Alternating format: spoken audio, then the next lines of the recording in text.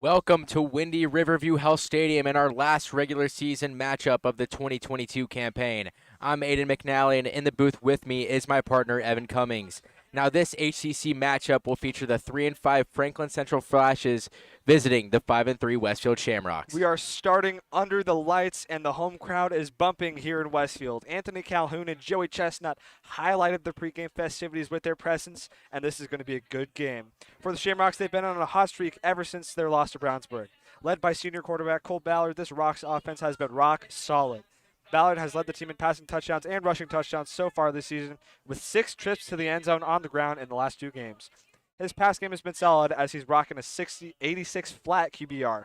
Tonight, however, he's missing his number 1 target, Gabe Aaron-Bolus, due to a concussion. With that being the case, the offense completely changes form, and you'll see a completely new look. This Rocks defense has been amped up these last 2 weeks, too. Takeaways are now a big part of how this Rocks D operates. Andrew Liskey had his 2 interceptions in the last 2 games and is a key piece of the puzzle that is the Westfield defense. Finally, the special teams wizard of Brody Bame, who's just about to kick off, had a record-setting punt, 76 yards. This week, the harsh winds can be a challenge and an advantage for the junior star. On the visitor sideline, we have the Franklin Central Flashes, who lost their 2nd game in a row last week at home versus HSE. In that matchup, former Westfield QB Nevin Tutterow went 17 for 32 with 178 yards and a touchdown. Brody Bam set to kick off here. And we are off and underway here at Riverview Health Stadium. That'll fall to the back of the end zone. And former Westfield quarterback Nevin Tutterow trots onto the field to face his former friends and teammates and coaches. Nevin Tutterow last week went 17 for 32, 178 yards, a touchdown with 5 rush for -6 yards. So I would expect to see him try at least to get some stuff done through the air here. But the wind is right in his face. So I would see a couple passes fall short. He's really got to get an arm into these passes. The Flashes will start with the ball on their own 20-yard line. After the touchback, Tutterow will take the snap. He takes it, hands it off up the middle, met by Tyler Dykus, and a pile of rocks for a 3-yard gain. Couldn't really tell who that was, could you, Aiden? Nope. I'm pretty sure that was... It looked like number 4, Jayon Harvey. Folks, we were sorry about those technical difficulties to start the broadcast.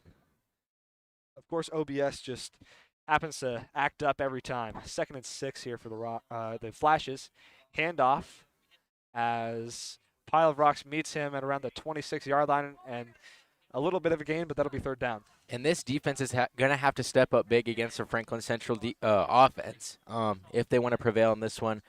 Obviously, the Flashes offense doesn't have a lot of firepower, but obviously Westfield defense always has to come into play. And if they want to end their regular season off on a good note, the defense is definitely where the focal point needs to be this game.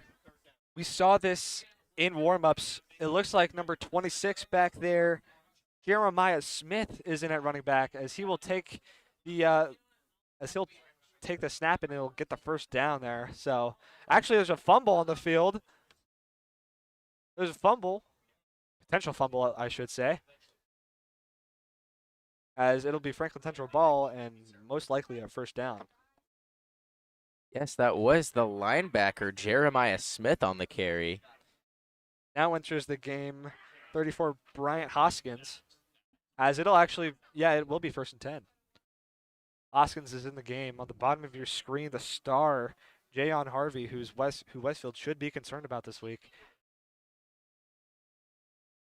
Tutterow takes a snap, and off to Hoskins. Hoskins goes nowhere, held up by his own lineman, and it looked like Sam Toney trying to force a fumble there. Gain of maybe 1, maybe 0. And this defense is making a statement early. No rushing yards for any of these running backs so far. As Hoskins jogs onto the field. And Frankie Mariquin is in the backfield for the Flashes. Mariquin, one of the smallest people on this team, 5'7", but he's a senior. Tuttle rolls out to his right, trying to look, incomplete. Target there was number 6, Anthony Coker, the 6'1" senior, as it'll be 3rd and 10. And just like I said, this defense is making a statement early. Their second 3rd down in a row. Couldn't get that first 3 and out, but certainly going to try here for the second. Frankie Mariquin in the backfield. Looks like this might be a pass play here. 3rd and 9, I would assume so. Tudorow takes a snap. He's looking, getting flushed out of the pocket. He's still looking, and the pass will be incomplete. Intended receiver Jake Newman, the senior tight end. And that'll be 4th down, and on comes Zach Nasons to punt. He's had a lot of punts in the last couple of games, but he has not had a punt inside the 20 in the last 2 games. The punter's actually the quarterback, Nevin Tutterow. We've seen this a couple times before. Yeah. Back to receive would be Andrew Liskey. Last week, Tutterow had 4 punts, 40.5 average, so he can get it there. This one, though, Very short. and this Gets will fall to the 45. 45-yard line for the Rocks as on trots Cole Ballard in possibly his last home game for the Rocks. As big of a statement that defense just made, that's got to carry a lot of momentum for the offense here and making it easy for them with good field position. I feel like it really can, especially whenever your defense comes out and does a strong job like that. It definitely does carry some momentum for the offense. Cole Ballard, here's the snap, handoff Garnett. He's going to get about 6. Garnett last game had 16 carries for 65 yards on 2 receptions for 30 yards. Last week was also his second game without a rushing touchdown this season, first since week 2, I should say, against Lawrence Central. Same fullback here. Cole Ballard on the keeper. He's going to get a block. He's going to go upfield, and he's going to fight for the first down. Ballard is really one of those rushing quarterbacks. I mean, you would think with his build and his body he would be more of a pocket passer, but last week he had 106 rush yards and 3 rushing touchdowns. He's had 6 rushing touchdowns in the last 2 weeks, more than any other running back on the team. And that rushing performance from him last week at Fishers was electric. Ballard in the shotgun. He's got Garnett behind him. Garnett will take the handoff from Ballard, and they will get stuffed, going nowhere. Let's see if they're going to spot him at the line of scrimmage or maybe give him a yard. Oh, no, they're going to take off 2 yards. This is going to come up as a 2nd and 12. Ballard probably will need to pass the ball to win the game. This is his first week actually without a glove on his passing hand. The last couple weeks against Avon and Fishers, he's had a glove on his hand because of a broken pinky. 10 seconds left on the play clock.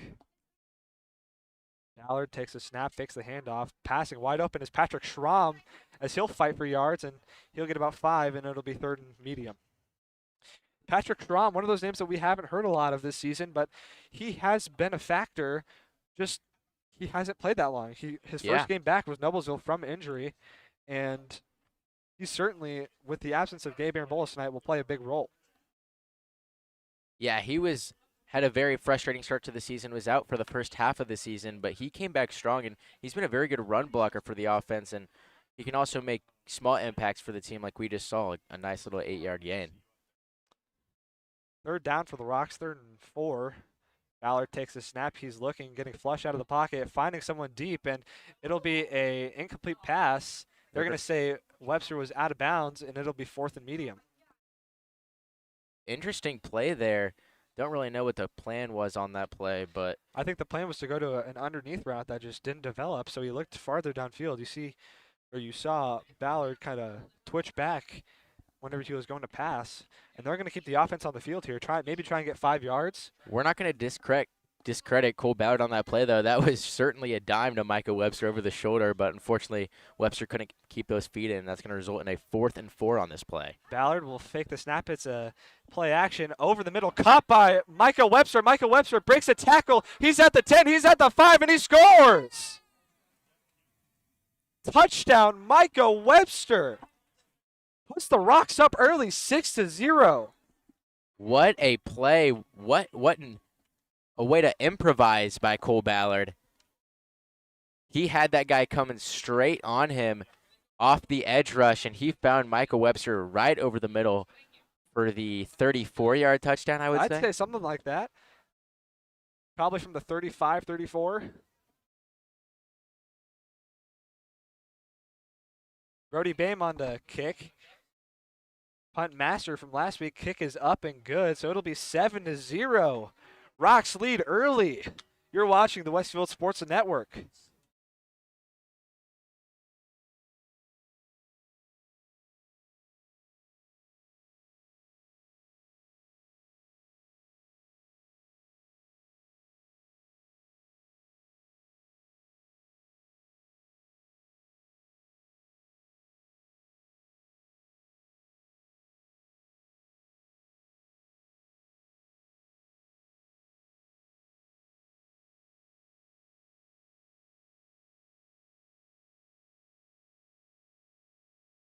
We are back here from Riverview Health Stadium. Rocks 7, Flashes 0 after a 35-yard Micah Webster touchdown. Redeemed himself for that out-of-bounds catch earlier on in the drive, just the play before. Aiden, what are your thoughts on that first offensive drive? Yeah, Westfield easily marched down the field on this Franklin Central defense, but keep in mind, this Franklin Central defense only has 40 tackles a game. To put that into perspective, Westfield in the 70s. So if Franklin Central wants to win this game and wants to stay neck and neck with the Rocks, they're going to have to tackle and have to cover everybody, especially Micah Webster. Brody Bame set to kick off. First time around was a touchback. This one high and deep and really deep. Out of the back of the end zone. That'll be a touchback. The wind has certainly helped that, but Brody Bame has a bunch of touchbacks on the season. Pre-game, the wind was crazy. We saw Brody Bam hitting 60-yard field goals. That's how windy it was. That was the 16th touchback of the season. Yeah. In comparison, Franklin Central's, let's see here, Zach Nason's only has 4 on the season. Wow. First and 10 for the Flashes. Nevin Tutterow back. Hands it off to 34 Bryant Hoskins, and Hoskins gets nowhere. Rocks defensive line certainly one of the most disciplined in the HCC, and you see they're able to get good stops early on run plays. William Goodvine, Colton Vonderstar, they are a vital piece for this defensive line. They get in, they have to do all the dirty work, and they pressure the quarterback on almost every play and definitely close up gaps fast. Tutterow receives a snap, looking, tipped, and intercepted. Tyler Dykes gets the interception, fumbles, recovered by Liskey, and a touchdown! What a play! What a turn of events right there. So many things just happen in one play, but it's going to work out in Westfield's favor and put them up 13-0 just 5.5 minutes into the game. The tip, the interception, the fumble recovery, and the touchdown. Oh my goodness. Brody Bame on to kick the extra point, his second within a minute. And what a play there by Charlie Dager, I believe it was, to tip the ball into the air and make it catchable for Dykes. As the kick is up and good. 14-0 Rocks. Westfield's running away with this one early. You're watching the Westfield Sports Network.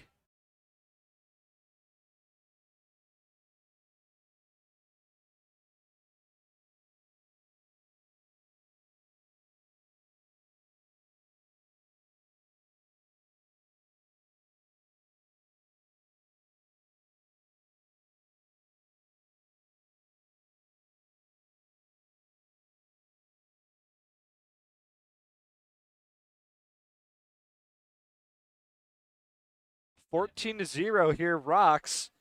They're running away with this one early. As Aiden said before the break, two massive stops for the Rocks here early on defense, and that was one of the wildest plays I think I've ever seen. Yeah.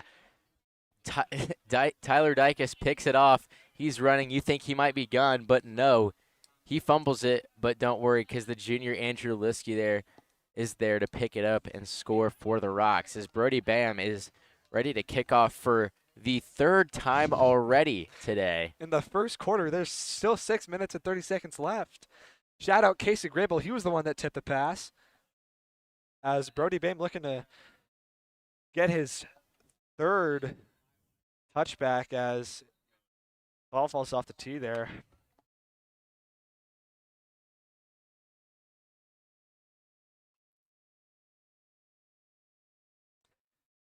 Brody Bam has 16 touchbacks so far on the season. He also had a 76-yard punt last week. That's a school record. He kicks it high and deep into the end zone, and out of the back of the end zone, it'll be a touchback. That'll Surprise make it there. 17. Especially whenever you have the wind at your back. I mean, it's an automatic touchback with Brody Bam. And now Tutterow. Back on for already the third time. Wait, yeah. Third time, yes. Third time, yeah. The first drive, which stalled. The second drive. Second drive? Yeah. Second drive was the pick, yeah. It's tomorrow's fall break, guys. We're a little low today. Tutterow in the backfield with Hoskins right behind him. Tutterow hands it off to Hoskins. Hoskins gets 1 or 2, maybe 3 yards, but ultimately gets nowhere. And this Rocks defense has obviously just been locked down so far. Hoskins, 3 rushes for only 5 yards so far. And then Jeremiah Smith, who had the first 3 carries for the Flashes, 3 rushes for 10 yards. Now they're running hurry up. And Tutterow got him early. Westfield's a good line, but they've been struggling with penalties all year. In the first half of the Avon game, they had 6. Brutal. Coach Gilbert said, I interviewed him at half, and he said he was going to go in there and rip their butts, and they only had, I think, maybe 2 penalties, which is still not half bad, but the Rocks have been in penalty trouble a lot recently. Not as much in the Fishers game, but certainly in the Avon game. 2nd and 1 here. Tutterow takes a snap. Hoskins to run, and he'll get the first down. And that is only the second first down for the Franklin Central Flashes so far. As I've been saying this whole time, this defense has just been on lockdown so far, as they've only let up 19 rush yards total. Tutterow takes a snap. He's looking over the top, and he's got a man. He's got number 4. Shocker there, Jayon Harvey, and he'll be taken down in Westfield territory. Correction there, that's Demir Swanigan on the reception. Huge play for Tutterow and the Flashes there. Tutterow in shotgun. Looks to the sideline.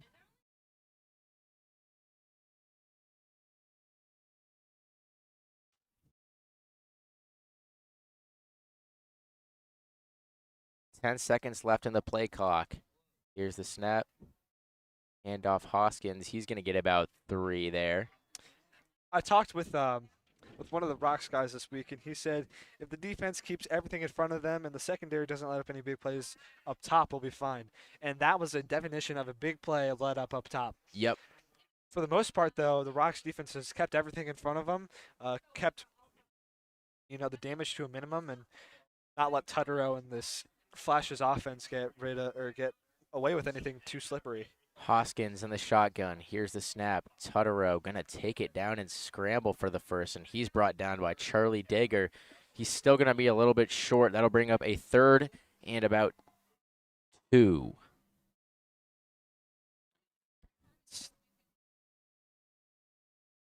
Back to Demir.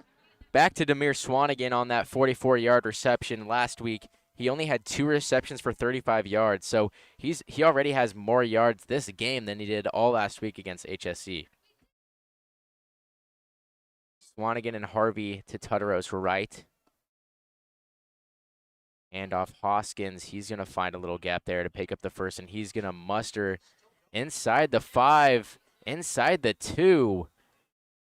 Great job there by Hoskins and the Flash's O-line. Is there going to go hurry up? 10-yard rush for Hoskins there. Is they're going to go hurry up.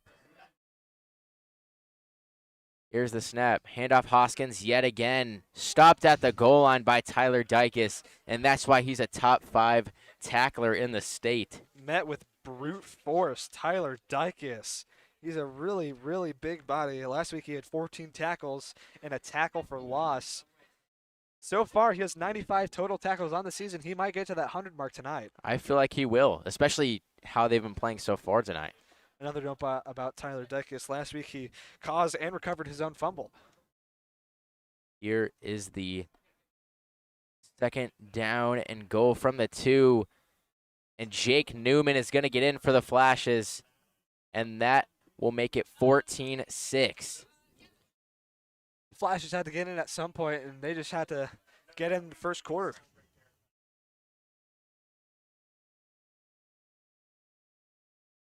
Here is Zach Nasons. He was 2 for 2 on PATs last week against HSC. See if he can make it 3 for 3 here. And that kick is good. 14-7 Flashes. 14-7 Rocks, sorry. You're watching the Westfield Sports Network.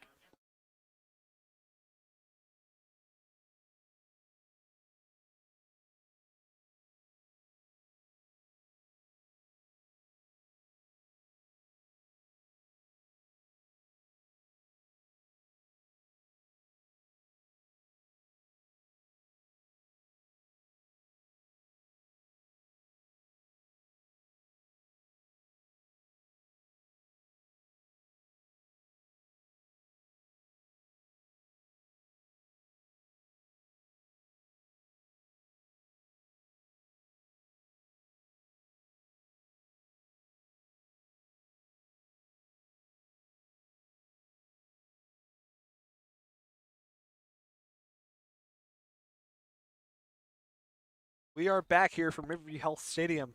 Rocks 14, Flashes 7 after that Jake Newman 2-yard rush. Aiden, so far we got 3:03 left in the first quarter. What are you liking about this game so far? I just love how much offense is in this. Obviously, Demir Swanigan caught that 44-yard pass from the sophomore QB, Nevin Tuttero, which really set them up for that scoring drive.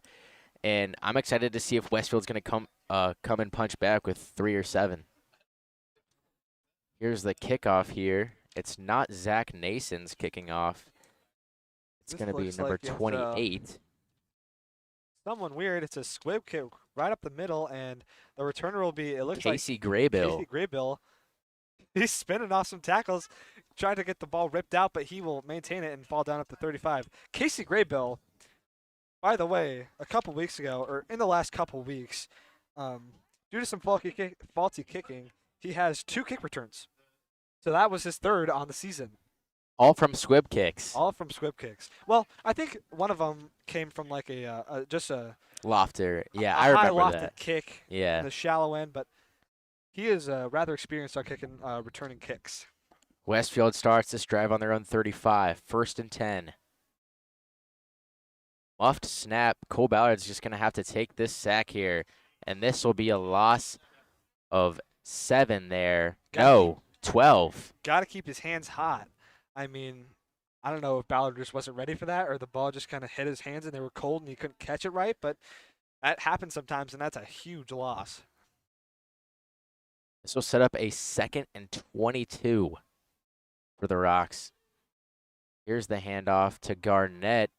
He's going to make a few miss, and he is across midfield, trucks one over, and he gets the first down for the Rocks. Wow. What a run there by Kendall Garnett. I think he had more rushing yards there than he did the entirety of last week. Last week he had 65, so maybe not, but that was a solid 30, 40-yard run. Yep. And now they are back in Flash's territory. Ballard takes a snap.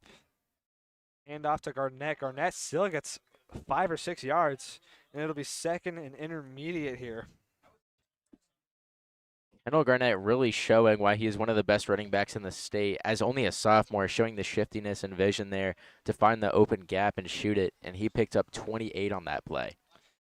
Ballard takes a snap. Hand off to Garnett. Garnett gets nowhere. Brought down by number 13, Sean Hatchett, and that'll be third down for the Rocks. Third down and 7, I believe. That was a loss of 1. I feel like this is a rather important third down already early in the game, just for the sake of they got to keep drives going. They got to keep scoring because you saw what happened when Franklin Central first got the ball and they started rolling. Once they got that big play, they started rolling again and they were able to score. Kendall Garnett, the running back, in at wideout. He's had an impressive night so far. Big sweep to Parker Knott, but they're actually going to get it to him. Wide open. As Heel might get in. He might be down at the 1. He caught it. Touchdown. Oh, my goodness. What a play there. What a play call and what a play design by Schlicker there. The fake jet sweep to Knott. And they ended up going there. The defense almost forgot about Knott on that play, and he trots in for a 44-yard touchdown. Is Parker Knott a freshman? Sophomore. What a showing by the sophomores here early. Micah Webster with a big receiving touchdown, and now Parker Knott with a big receiving touchdown. Brody Bame up. The kick is good. It's 21-7 Rocks. Let's go back to that play. Parker Knott last week had 1 reception for 9 yards. I feel like Schlicker wanted to get him more involved in the offense, seeing that he will be the future of this receiving corps, along with Gabriel Bolas and Micah Webster.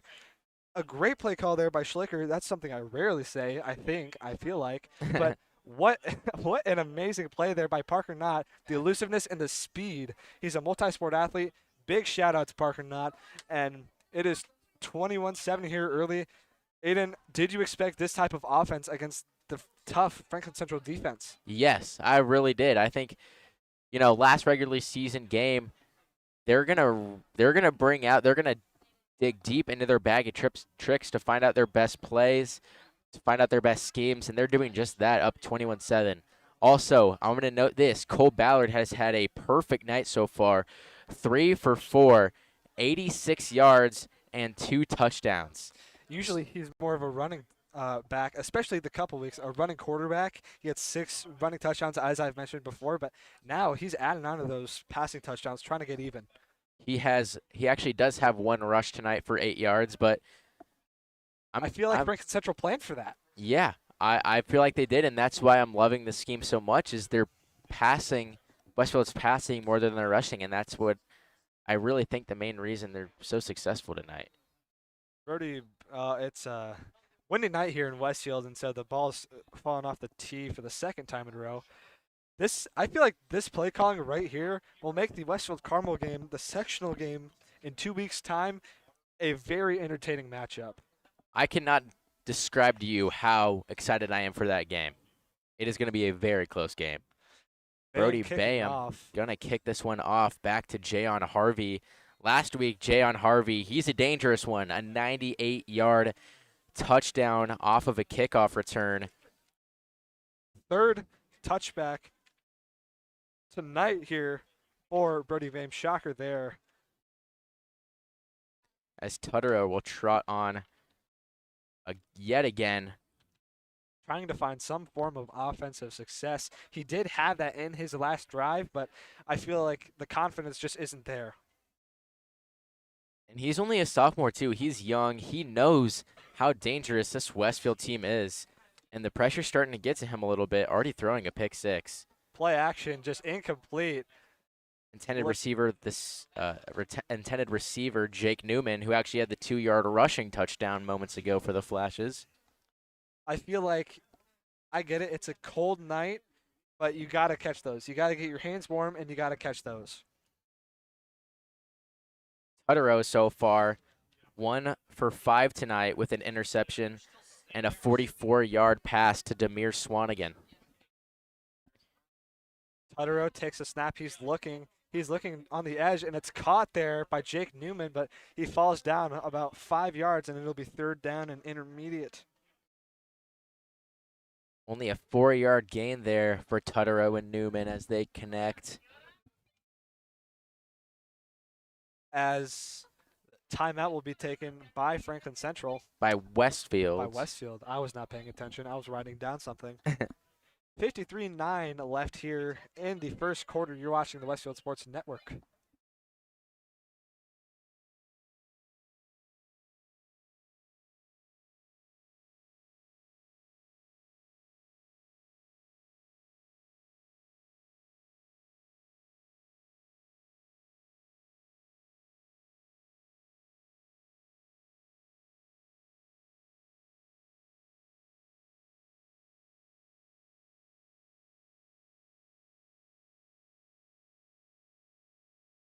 We are back here from windy Westfield, Indiana. Windy, chilly Westfield, Indiana. Almost feels like a Chicago Bears game.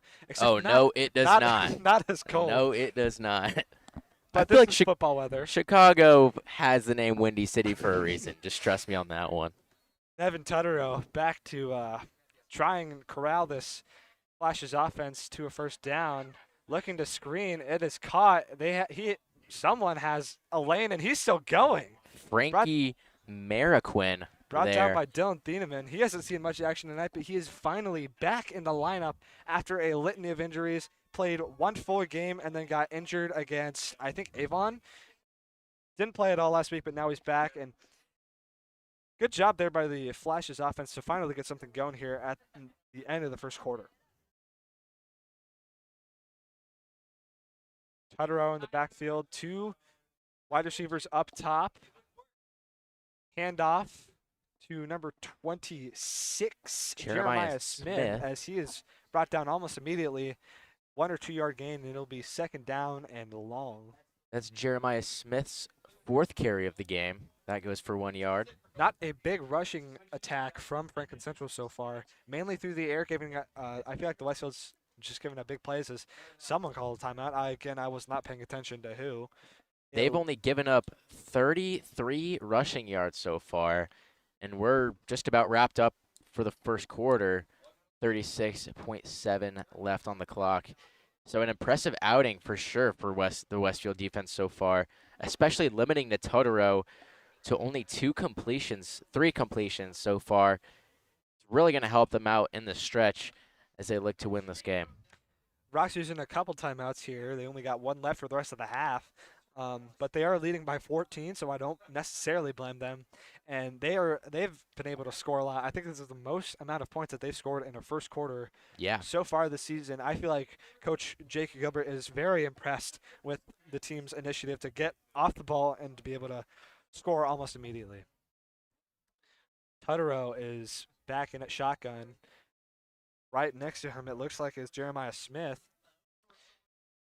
In motion. No, oh my goodness! Tyler Dykes with the heavy stuff. Gosh. Oh my, picked up Jeremiah Smith and leveled him on the ground. What a play. Westfield will take their final timeout. And that gets Dykes 1 tackle closer to that 100 tackle mark on the season, and he made a statement on that play. He said, "No, sir." Wow, Tyler Dykes is that man. He is that guy. And he showed it right there. I mean, not much of a flashier tackle that you could make. And let me say this, Jeremiah Smith is not the lightest guy in the world. He's 6 foot, 200 pounds. Wow. And Tyler Dykes picked him up like he was nothing and just absolutely leveled him on the ground. So that is a morale decreasing play, and Westfield finally got to make one good play, one solid play, and they'll be in business for the rest of the half. And the Rocks just used their last timeout in the half. This is the first time they've used their first 3 timeouts in the first quarter all season. In the first half, even. They've always had at least one to spare. We're seeing all the stops pulled out tonight, and we really are. Here's 3rd and 10 for the Flashes. Yet another third down this offense has had to face. They've put in Hoskins now because I guess Smith was too. Wow, this one's airmailed. And did he catch that? No, okay. I didn't think so. Intended receiver Jayon Harvey, who actually had a touchdown last game. Good coverage there by Jake Good. 5 receptions, 64 yards for Harvey there, as Tutterow is about to punt this thing back to the Rocks. I wasn't sure if he caught that. I mean, I know he had hands on it, but I guess he was out of bounds. He caught it out of bounds. It was a magnificent catch. He just couldn't get that foot in bounds, and Andrew Liskey back deep to return for the Rocks here. This is Tutterow's 2nd punt of the game, I believe. Tutterow had 162 punt yards last week. And now the timeout is called by Franklin Central. So 24-5 left in the first quarter. Rocks 21, Flashes 7. Flashes about to punt it back, presumably. You're watching the Westfield Sports Network.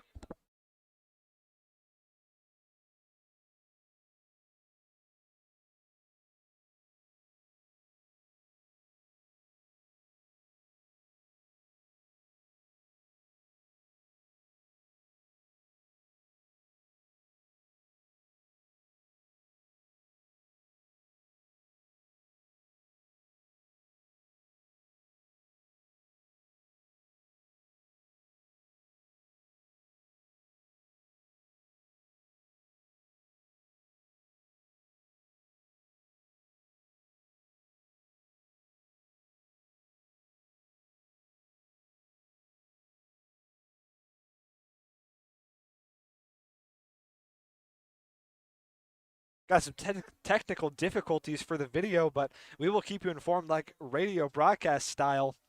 Quick score update, HSC 7, Brownsburg 7 as Tutterow punts it, line drive punt, and it'll drop. It'll keep going, at least for a little bit, down to about the 19-yard line as the Rocks will begin their last first quarter possession with 12-2 left on the clock. They'll maybe get one playoff depending on how it goes, but this Rocks offense has sure been impressive tonight, Aiden.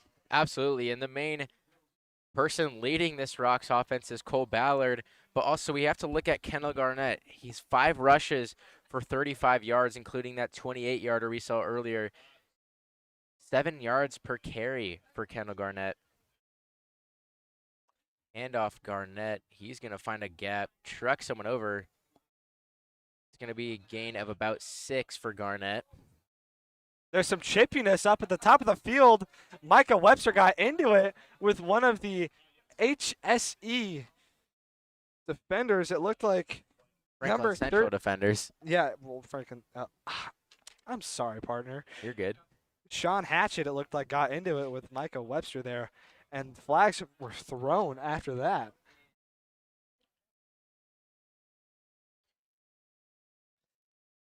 It's going to be on Franklin Central here, as this will move the Rocks up significantly due to the personal foul. 1 second left here in the first quarter, so we will see a different little change here on direction of balls, which could change like field goals and kickoffs and stuff like that. But we knew this game would be chippy only because Nevin Tutterow, former Shamrock, he's playing against his old team, and some have said that he's not the best person on the field as there's an official's timeout.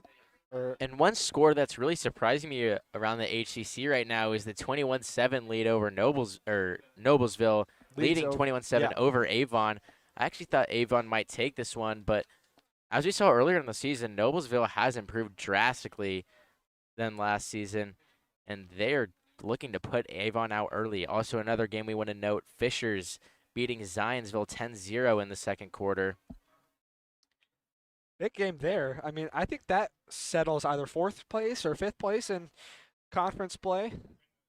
So, and obviously the game of the year, Brownsburg versus HSE. That game is still 7-7 in the second quarter, as we expected. That one's going to go down to the wire to see who is going to take over. Oh, never mind. HSE just put 6 more on the board, make that 13-7 Royals. As this one This HSC Brownsburg game has got to be the best game going on in Indiana right now. You know what rivals it? Cathedral and Center Grove. Cathedral currently leads Center Grove 13-7. Wow. And Avon just scored again too. It's 14-21. Wow. A lot of touchdowns around the state of Indiana recently. As we hop back to HCC action right here in Westfield, Indiana. Cole Ballard will take the snap to start the second quarter, actually. Got Micah Webster right next to him and Kendall Garnett behind him. Hand off to Garnett, and Garnett will get a solid couple yards, and it'll be second and long.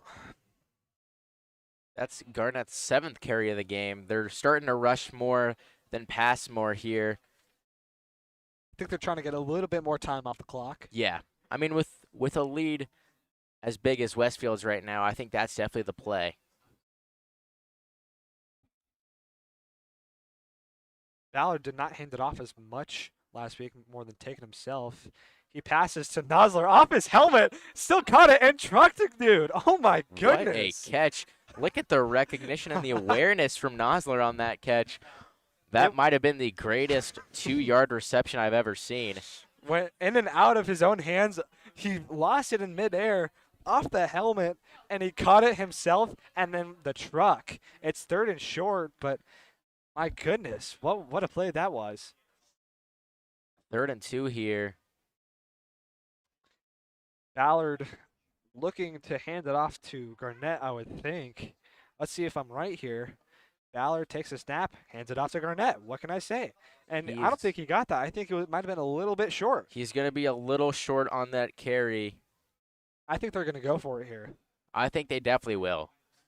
Knowing Coach you're up Gilbert's offense, yeah. You're up 14. You're a ball's length away from the first down marker. You're at midfield. There's really nothing to lose here. Might as well go for it to increase the lead. 3 wide receivers set on the top of your screen. It looks like not Strom and someone else. I couldn't tell you who. It looks like Webster maybe. Foreman. Chase Foreman. All right. Shout out Chase Foreman for getting some varsity reps here. Timeout. I believe they don't have any, though. They called the timeout that they did not have. Right? This is a little odd. Not sure what's going on here. What? Flag is thrown by the ref, and this is going to be a delay of game, I believe, as the punt team will come out. This is Cole Ballard frustrated on the sideline. Don't really know what the plan was there. I thought maybe they were trying to draw him off sides to get a free first. Maybe. But Brody Bayham was on to punt. Last week he made history, setting the school record longest punt, 76.6 with a 4.4 second hang. Now he's got the wind in his face.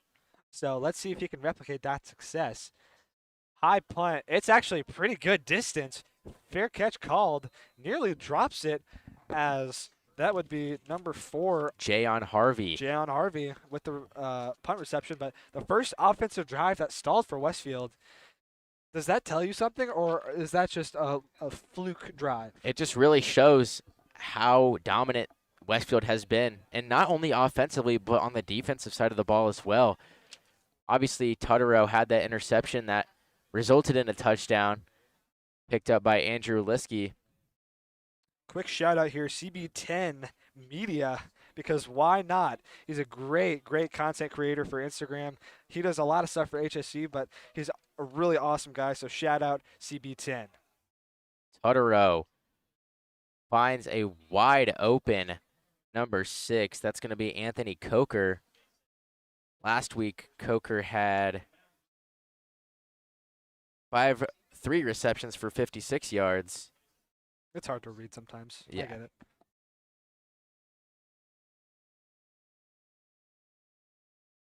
First and 10 from the 34.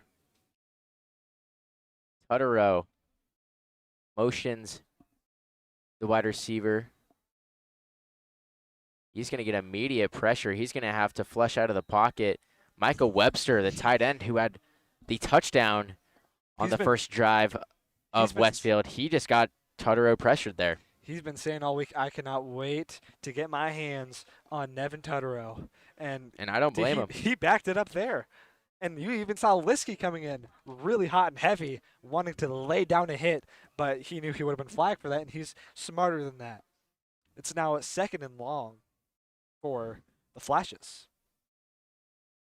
Tutterow, hand off. Frankie Mariquin, he's going to get maybe a yard if he's lucky.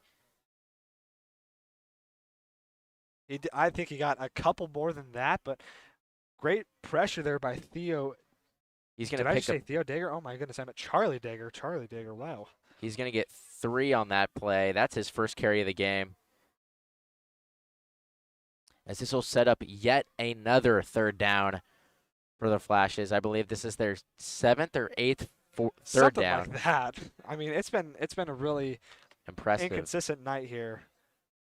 Tutterow dropping back. Pressured. And eventually, William Goodvine gets the sack for the Rocks. And he is fired up. I would be too. Colton Vondersar got the initial pressure, but William Goodwine was there to finish him off. And this will result in yet another punt for the Flashes. Nevin Tutterow's 3rd punt tonight. You said it on the podcast earlier this week. Franklin Central is the most up and down team. Inconsistency all around. We've seen a touchdown drive so far. We've also seen 4 punts. What does that tell you? Tutterow on to punt. He gets it. This one might be an actual deep punt, as this will land at around the 34-yard line, as Liskey won't even try, and it'll be around the 23-yard line of Westfield, and Westfield's got 8:54 to get down the field and score. 1st and 10 for the Rocks. Obviously, that last drive ended really unfortunately. That last drive stalled. That's their first time they've had to punt tonight, and I don't know. I just feel like they had the momentum to go down and score. I feel like it'll be different this time around. Yeah. Maybe that set just didn't work for him. You never know. It's high school football. Things happen a lot that you cannot explain.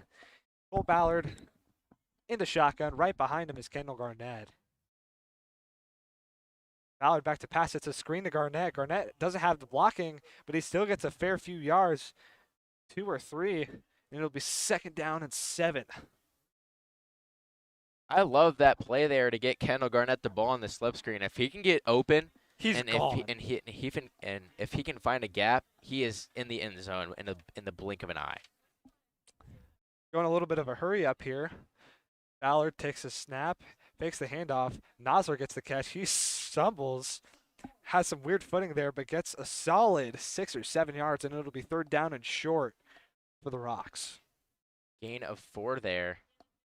That's Nosler's 2nd reception of the night. Folks, just to warn you, we have to leave with about 5 minutes left to go down and do a halftime interview with head coach Jake Gilbert of Westfield. We will have audio, though, of the game, and PA announcer Brad Neal, so you can hear what's going on. Fakes the handoff to Garnett. Ballard's going to take it himself, and Ballard's showing off the wheels. Great play there by Ballard. He's shown that rushing ability all season, and he has showed it again right there, picking up a good 11-yard gain. And that's another Rocks 1st down. Ballard now has 2 rushes for 19 yards tonight. Cole Ballard is finally rushing like he did last week. I feel like this set he's going to get a couple more of these plays, and you never know. I mean, he's a really good rusher. Ballard in motions, Parker not. Actually, that's Patrick Schramm. Ballard will take it himself up the middle. He's got a lane. He's got it outside. Gets tackled here by number 4, Jayon Harvey. But there goes that boy, Cole Ballard, with the rush. What a play and what a keeper there by Cole Ballard. The defense was probably thinking, hey, this is going to be a jet sweep to Pat Schramm. They saw him sprinting. But no, he's going to keep it, and he's going to rush for 30 yards. Cole Ballard is that guy when it comes to passing and rushing the ball. He's just an overall great quarterback. Ballard. He's just awesome. In shotgun, handoff, Kendall Garnett. He's going to get about 3 there. That'll get Kendall to 50 rushing yards on the night, as this will set up a 2nd and 7 on the Flash's 23. They're already knocking on the door of the Flash's red zone. He got a fair few yards there for the contact, for the early contact that he sustained. He's a really good after contact rusher, Kendall Garnett is, and he can create space off that contact and really go far. 2nd and 7 here for the Rocks.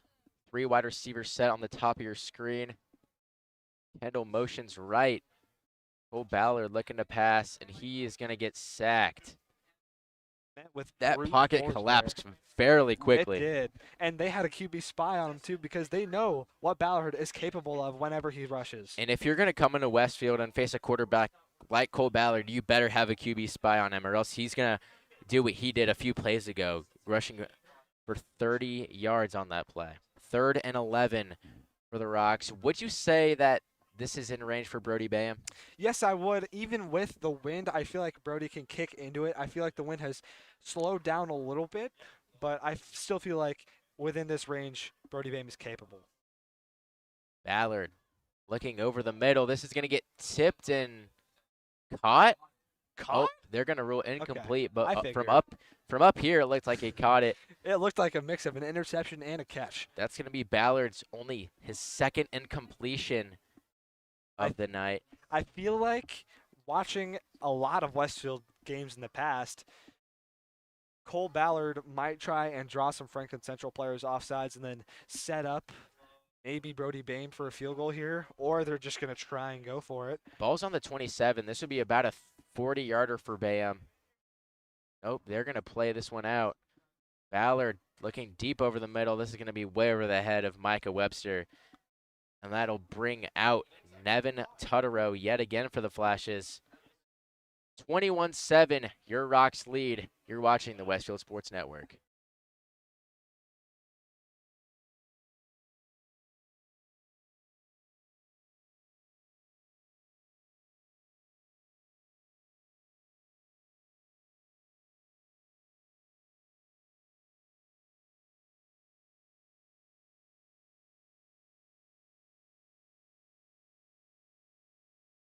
Nevin Tutterow back in action for the Franklin Central Flashes. Quick update here: Brownsburg 14, HSE 14. It's a tight game there.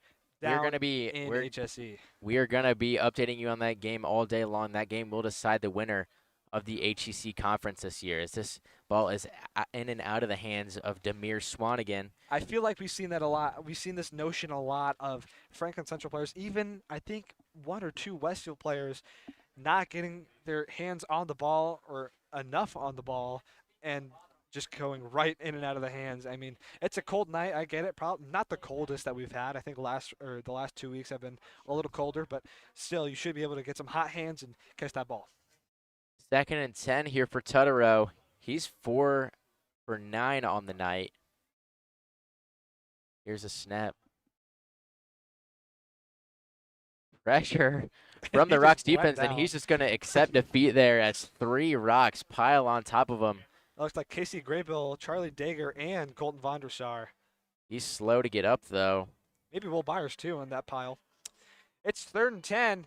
5:42 left in the game. First half. I nearly said the game. First half. Tutterow has 4 rushes tonight for only 1 yard. 4 wide receivers set. Hoskins in the backfield on this 3rd down and 10 for the Flashes. Tutterow looking outside, and that's in and out of the hands of yet another Franklin Central wide receiver. That's going to be number 5, Will McKinley. That was one of his first.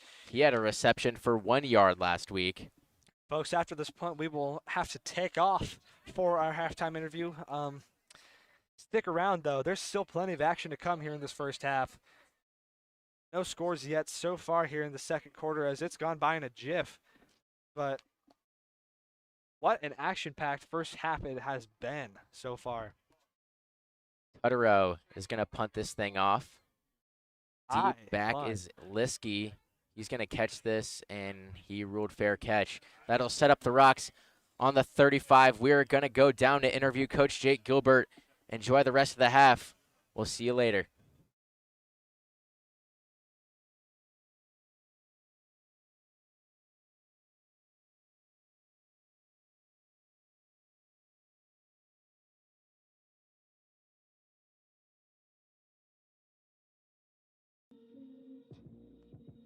This is a first quarter recap. Westfield has started off strong with a 21-7 lead.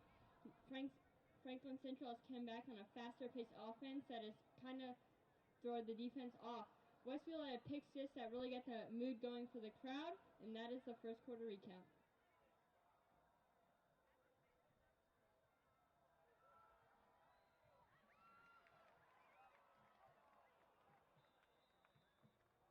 Ballard's pass is complete to Max Nosler. Number 4, Harvey on the tackle for the Flashes. Gain of 6.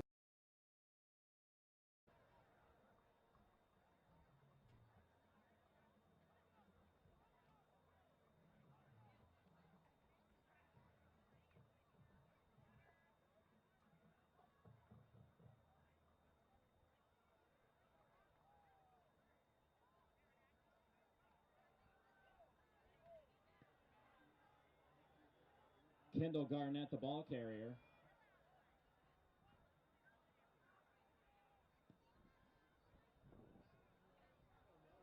(17) Grantham on the stop. That'll make it 3rd down. 5 yards to go. From the 41.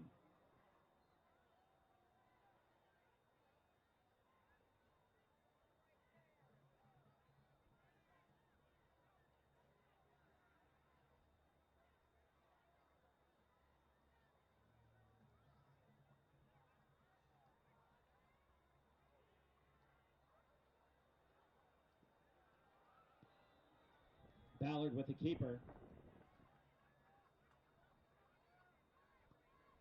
97, Tony Miller on the stop. That'll make it 4th down for Westfield.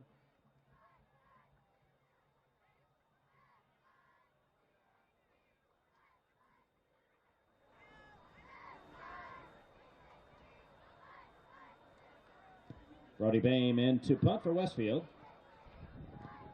33, Penny back deep for the Flashes.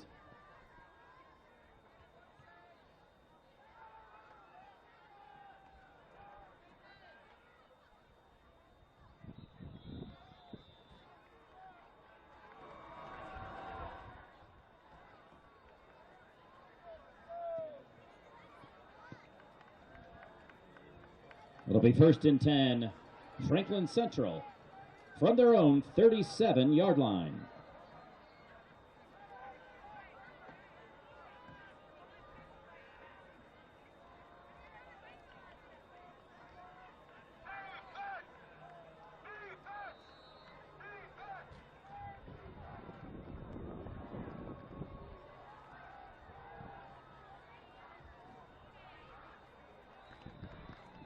Cuttero's pass complete to number 4, Jayon Harvey.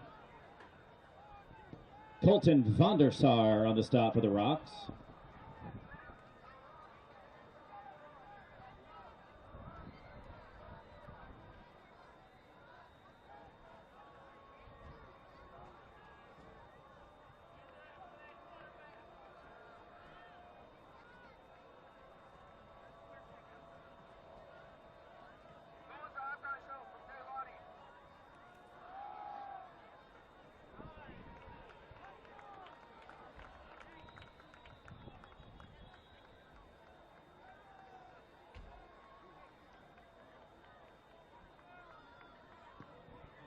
(26) Smith, the ball carrier on the play, tackled by 21 Thieneman. It is 3rd down.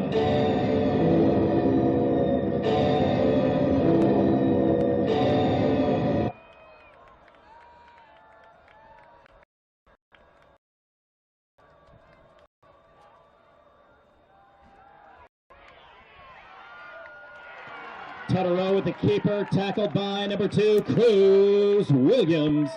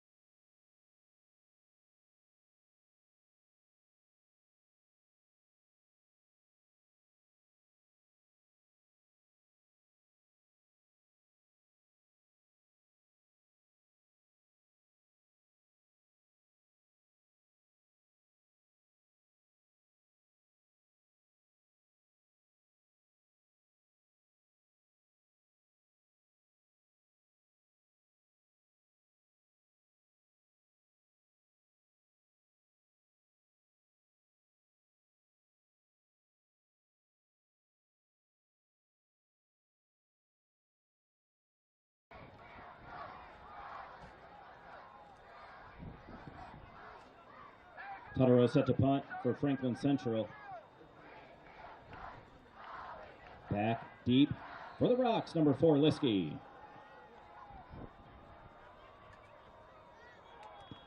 Penalty marker on the field.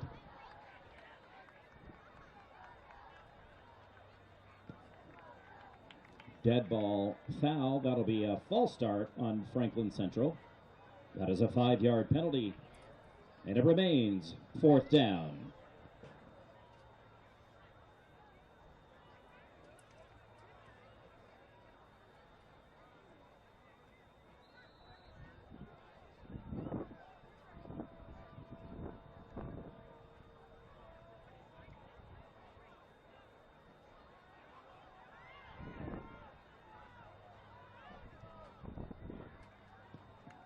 Andrew Liskey on the return for Westfield.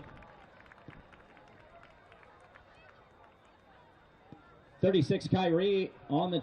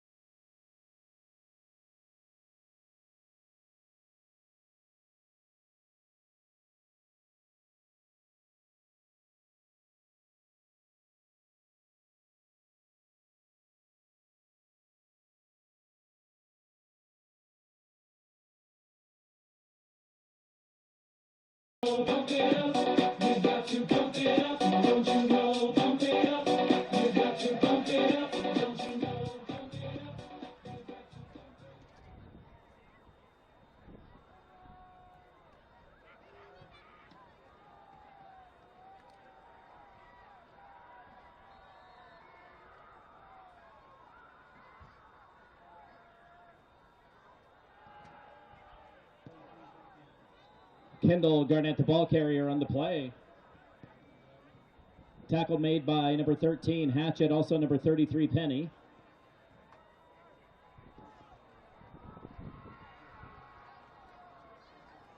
No gain on the play. It'll be 2nd down.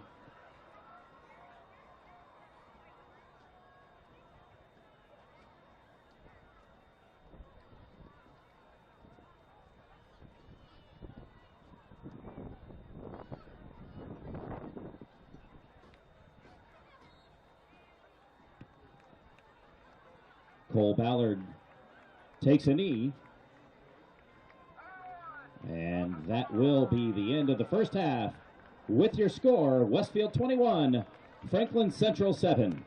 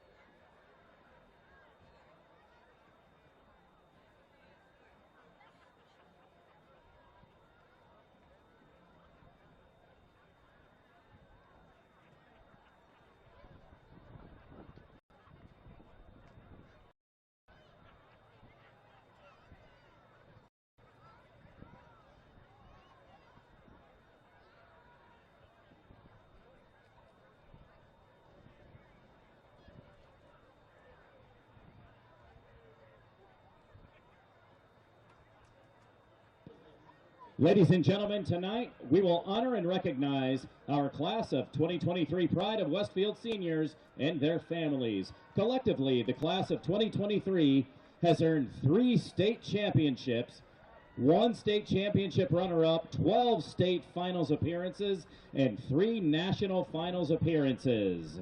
And our first senior is Captain Bennett Bishop. Bennett is the son of Joe and Christy Bishop. Bennett is a 4-year member of Marching Band, a 2-year member of Westfield Winds, and a 2-year member of Wind Symphony. Bennett's plans after high school are currently undecided. Ladies and gentlemen, Senior Bennett Bishop. Our next senior is Orion Clark. Orion is the daughter of John and Kathy Clark. Orion is a 4-year member of Marching Band, a 3-year member of Westfield Winds, and a 3-year member of Symphonic Band. Orion plans to attend Penn State University and study horticulture. Ladies and gentlemen, Orion Clark. Our next senior is Captain Chase Davis. Chase is the son of Josh and Angie Davis. Chase is a 4-year member of Marching Band, a 3-year member of Westfield Winds, and a 2-year member of Wind Symphony. Chase plans to attend Ball State University and study instrumental music education. Ladies and gentlemen, Chase Davis. Our next senior is Captain Felix Fisher. Felix is the son of David and Renee Fisher. Felix is a 4-year member of Marching Band, a 3-year member of Westfield Winds, and a 3-year member of Wind Symphony. Felix plans to attend Ball State University and study instrumental music education. Ladies and gentlemen, Felix Fisher. Our next senior is drum major Anna Graber.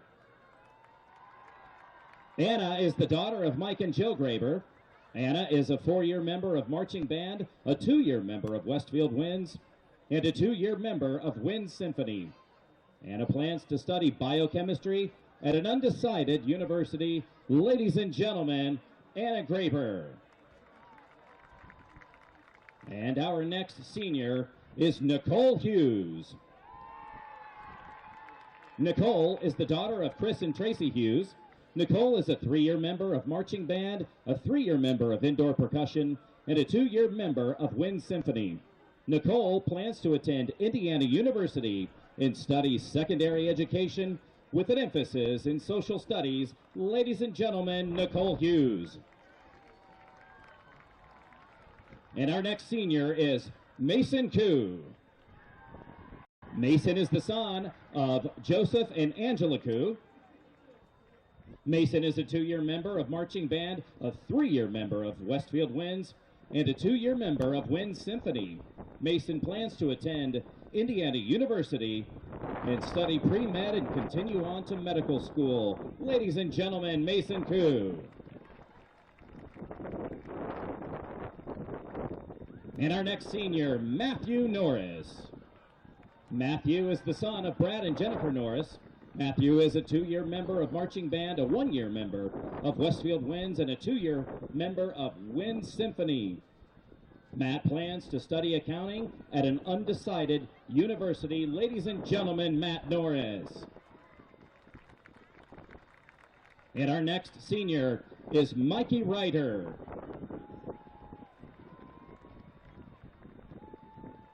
Mikey is the child of Noah and Susan Ryder. Mikey is a 3-year member of Marching Band and a 1-year member of Westfield Winds. Mikey plans to serve in AmeriCorps after graduation beginning in Thailand. Ladies and gentlemen, Mikey Ryder.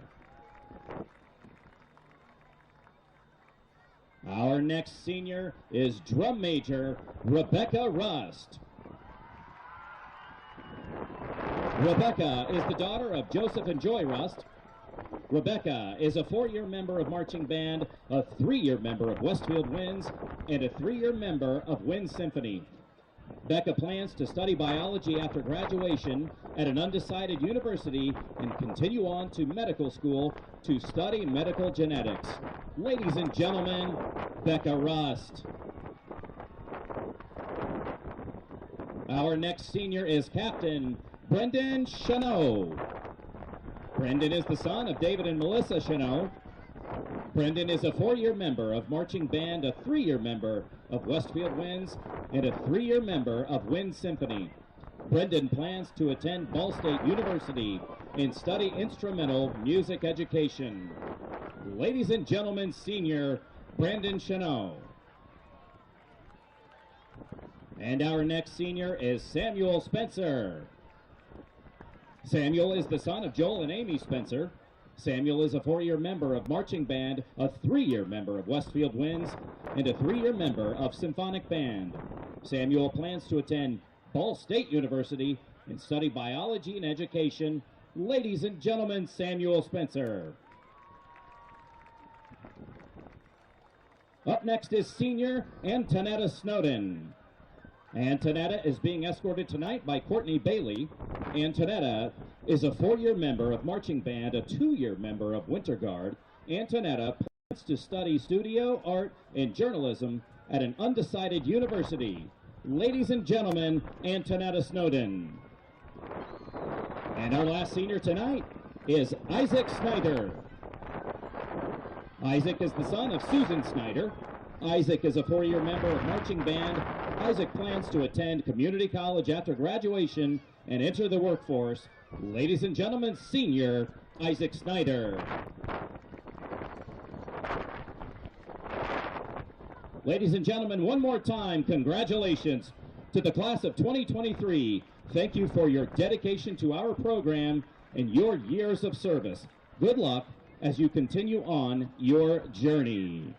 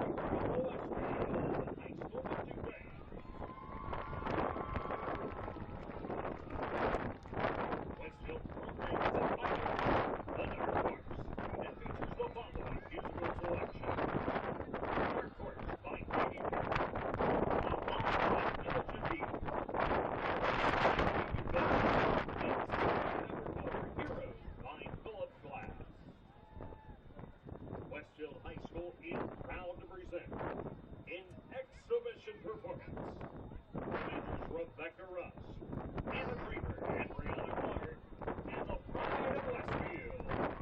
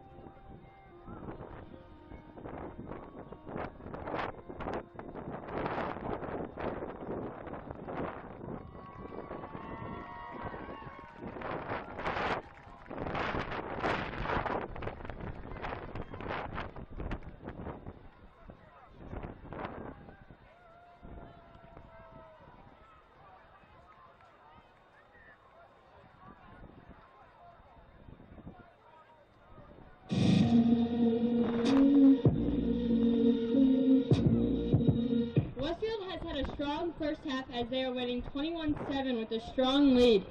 Cole Ballard and Ken Garnett are doing a good job on rushing with a total of 86 yards. Franklin Central is having a slow start, but they might come out of the second half blazing with a hurry-up offense. It's going to be an interesting second half as they're only down by 14 points. So what's going to happen in the first half?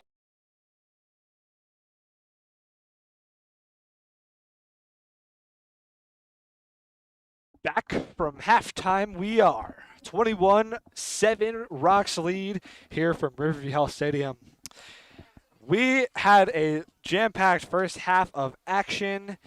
Started off with a big play by Micah Webster. It was a 34-35-ish yard touchdown.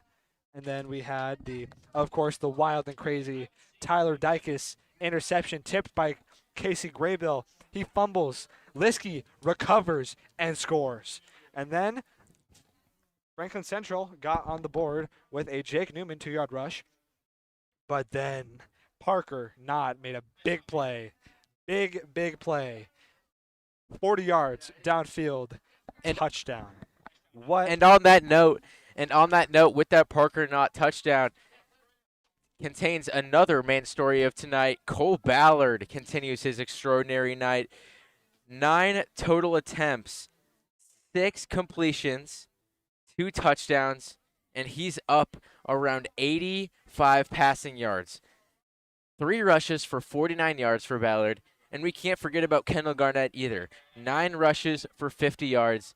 If they can carry that same performance into the second half, they will have no problem shutting down Franklin Central. Evan, do you want to run us down on some scores going on around Indiana? Indeed, I do. Some HCC scores to be particular. Fishers leads Zionsville 17-0 in the third quarter. Avon has clawed their way back into contention at Noblesville. It's all tied up at 28 there. And Brownsburg seems to be pulling away a little bit in the game of the year, 28-14. And obviously, Westfield leads Franklin Central 21-7. And Westfield will get the ball to start the second half. Some other 6A scores. We got Kokomo beating Lafayette Jeff. The Bronchos are losing at home. They're 23rd in the state. 22-14. Carmel leads Lawrence Central 14-0. Center Grove leads Cathedral 14-13. And then what else do we got here? Man, we got some great scores. Lawrence North is beating Pike 28-12. And then, yeah, I mean, that's going to wrap up your halftime score report. Jam-packed action here all across Indiana. Some great games. And Anthony Calhoun's going to have a field day with this on his News at 11 piece, The Zone. And this is just a great way to wrap up the regular season. It really so many is. good games around the state of Indiana. So many good matchups. And this is really, I guess, living up or transitioning into sectionals. Yes. And it's just so exciting to see what these new teams, new coaches, after just great first years and just great performances all year, what they're going to do in their first sectional appearance. Kendall Garnett and Andrew Liskey are back to receive the second half kickoff. Liskey and Garnett are standing about 15 yards into the field, which with the wind, I would too. I would not also be surprised if kicker number 26, Jeremiah Smith, would try like an onside kick of some sort. He's got to keep the ball on the tee, though, as we've seen that be a problem quite a lot tonight. A jam-packed first half. The second half, hopefully, will be just as jam-packed. Smith on to kick off. Graybill and Nosler switch spots on as the the right ball side of your rolls screen. off And, of course, yet again. Am I surprised? Absolutely not. But, I mean, that's just what happens. You might have to get someone to hold it down on the tee. That happens quite a lot. More than you'd think, actually. Frankie Mariquin is set to kick this thing off. Knock this thing back deep, hopefully. Yeah. If you're a Franklin Central fan. And we're back and underway, and it's a squib kick yet again. That's the second time they've done that tonight. And Micah Webster is going to be all over that as Cole Ballard steps onto the field. Tonight, 6 for 9, 90 passing yards, 2 touchdowns. Well, on the running game, 3 rushes for 49 yards. He has had an extraordinary night so far, and he's going to look to continue that tonight against Franklin Central. On the season, he has now over 100 completions. He has, I would say, around 1,400 pass yards. He has a lot of rush yards as well, 442. And now he's at 10 pass touchdowns and 11 rush touchdowns. 1st and 10 from their 30. Garnett will get the handoff. He's going to go for 1 yard there. Maybe even none. Kendall Garnett has not been as effective on the ground as he had hoped in the last couple weeks. Fishers, he had kind of an off game. He only had about 60 yards rushing, but tonight I would say he has probably more than that due to his productivity in the first half.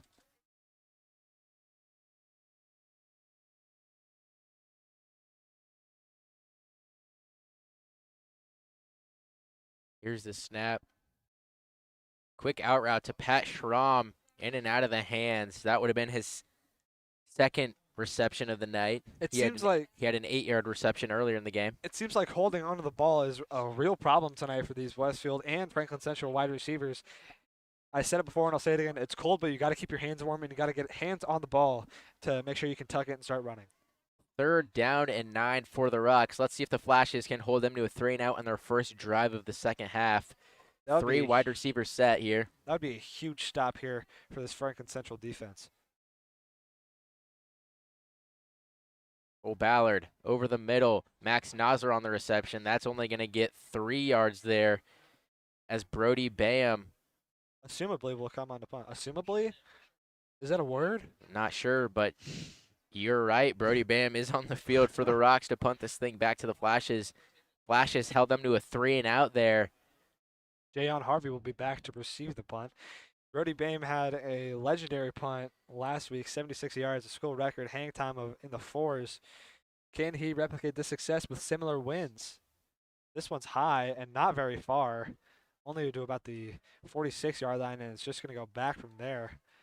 So not as good of a punt that Brody Bame wanted, obviously frustrated with himself, but the Royals will get set up near Rock territory, and Nevin Tutterow will come on and hopefully try to find some success here early on in the second half. He did not have next to none success in the first half. I mean, he's been kind of all over the place. It's a combination of his receivers dropping passes and Tutterow just making questionable throws in general. Tutterow's first half stats, 4 rushes for only 1 yard, but in the air, 71 passing yards and an interception. He is, I believe, 6 for 11 right now. As the handoff goes to, oh my goodness, the pile is moving so much. I believe that was Hoskins on the carry there. That actually looked like it was good old number 9, Jake Newman, on the carry there. Actually, that Jeremiah Smith. That Wow. was Jeremiah. He's a really he's a uniform player all around.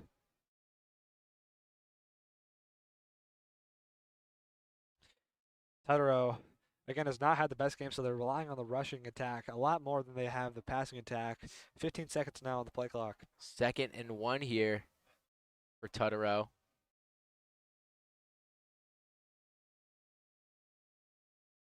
Awaiting the snap. Scrambles out of the pocket. He's going to float this one out of bounds, as that'll bring up a 3rd and 1. But there is a flag down on the field. It looks like it'll be a late hit on the quarterback, and it'll be moving up the chains quite a bit. Looks like either a late hit on the quarterback. I don't know who that could have been. Maybe Colton Vondersar or Tyler Dykes, but it'll move the chains up quite a bit.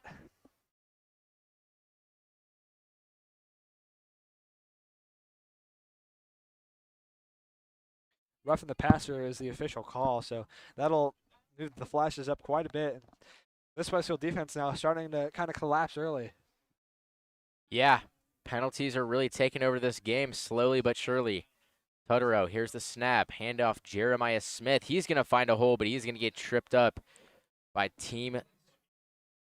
leading the team in tackles, Tyler Dykes. If he didn't get a hand on him there, he was gone. For sure. He had such a head of steam. He had a wide open hole, and he had the potential to be absolutely gone. Here's the snap. Nope. Called it a little too early there, my friend. Called it just a little Jeremiah bit too early. Smith has now 7 rushes for 31 yards on the night. Snap, handoff to Smith yet again. Met by an equal force, and I think that was Charlie Digger, or maybe even Tyler Dykus. I think that will be a pickup of about 4. Or 5.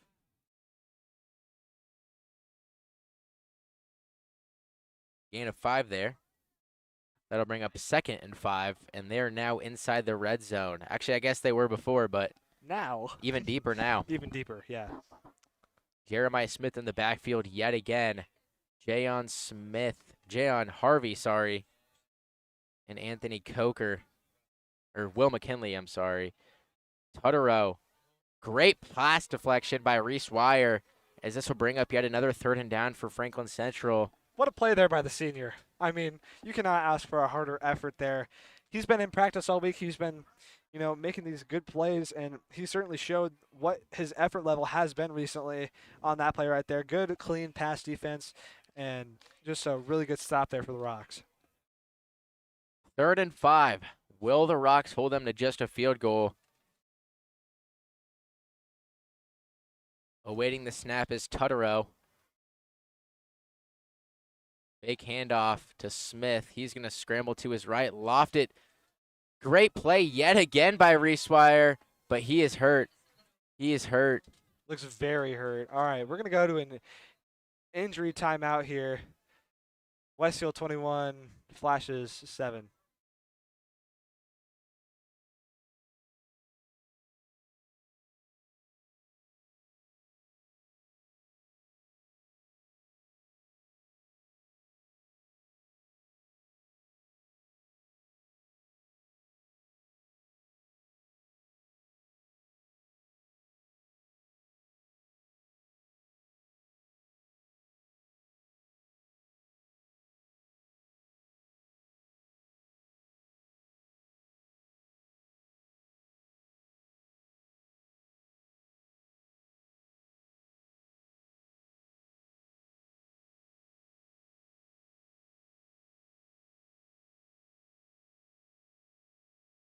We are back here from Riverview Health Stadium after that little injury timeout.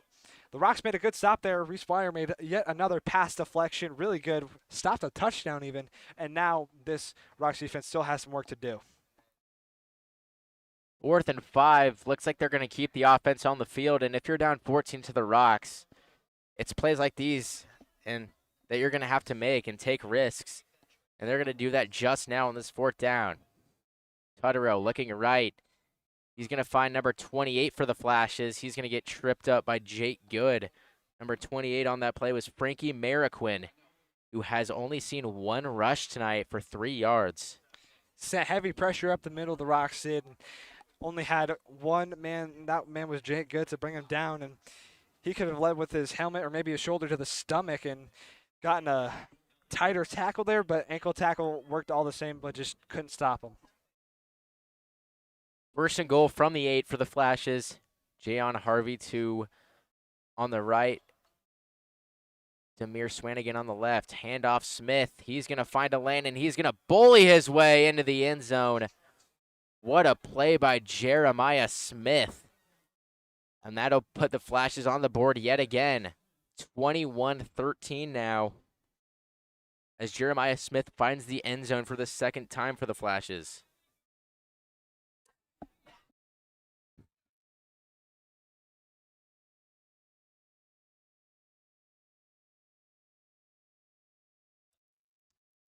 Now on a kick, it looks like it'll be Zach Nazens. He's 1 for 1 so far. Kick is up and blocked by the Rocks defense. Wow. What a block there. Pressure off the other side. Looks like Micah Webster and Jake Good got a hand on it. And that'll hold them to just 13. So Rocks 21, Flashes 13. You're watching the Westfield Sports Network.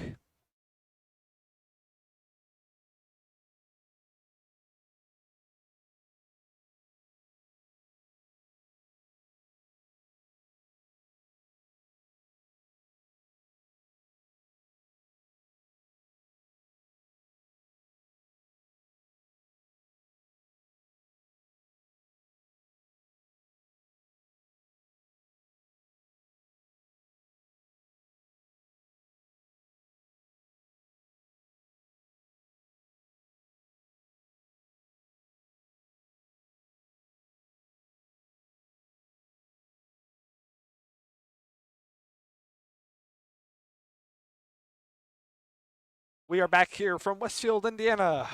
Rocks 21, Flashes 13. The Rocks' first drive on offense stalled, and they let up a touchdown there. But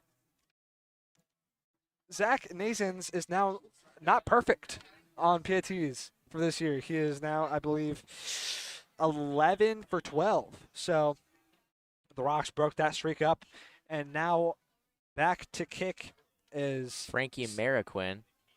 Frankie Marroquin getting kickoff reps. I think it might be another squib up the middle. We'll see, though. Kendall Garnett and Andrew Liskey have almost gotten no action tonight back on kick returns. Looks like Kendall will here, or nope, it'll be Liskey. Liskey will take it up the middle, and he will run into a pile of flashes, and it'll be first down from the Westfield 32. 32, 33, something like that. In the middle, we'll say. Split the difference, 32 and a half. 34, we were both wrong. Oh, wow. Expect us to be perfect? I don't think so. Cole Ballard now will enter the field. He's had a field day so far. A 6 lot of for passes. 10 for him. 10 passes, but a lot of big ones and 2 touchdowns.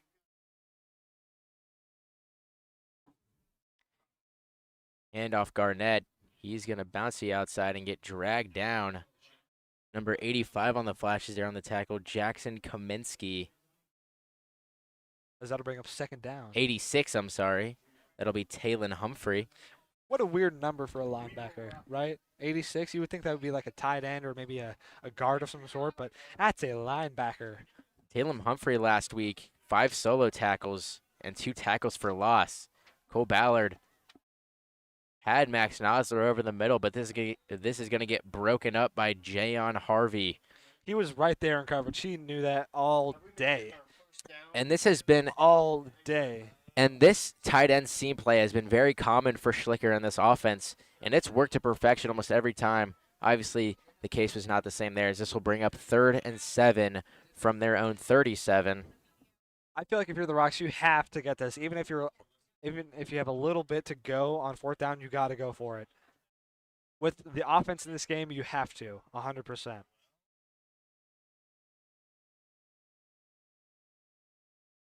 Ballard takes a snap. He's looking.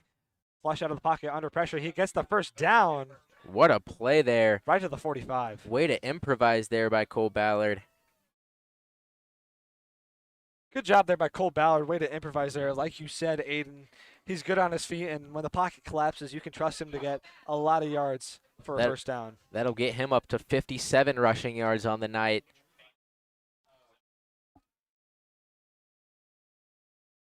Here's the snap. Hand off Garnett. Flag on the play. flies. As he's only going to get about 2 yards there. We'll see what the flag is, though. Might be like a block in the back, maybe a holding of some sort. This might set the Rocks back quite a bit. Looks like it's on the offense. Maybe. We'll see. Refs are talking it out there, pointing at the flag. Quick little side note here about Kendall Garnett.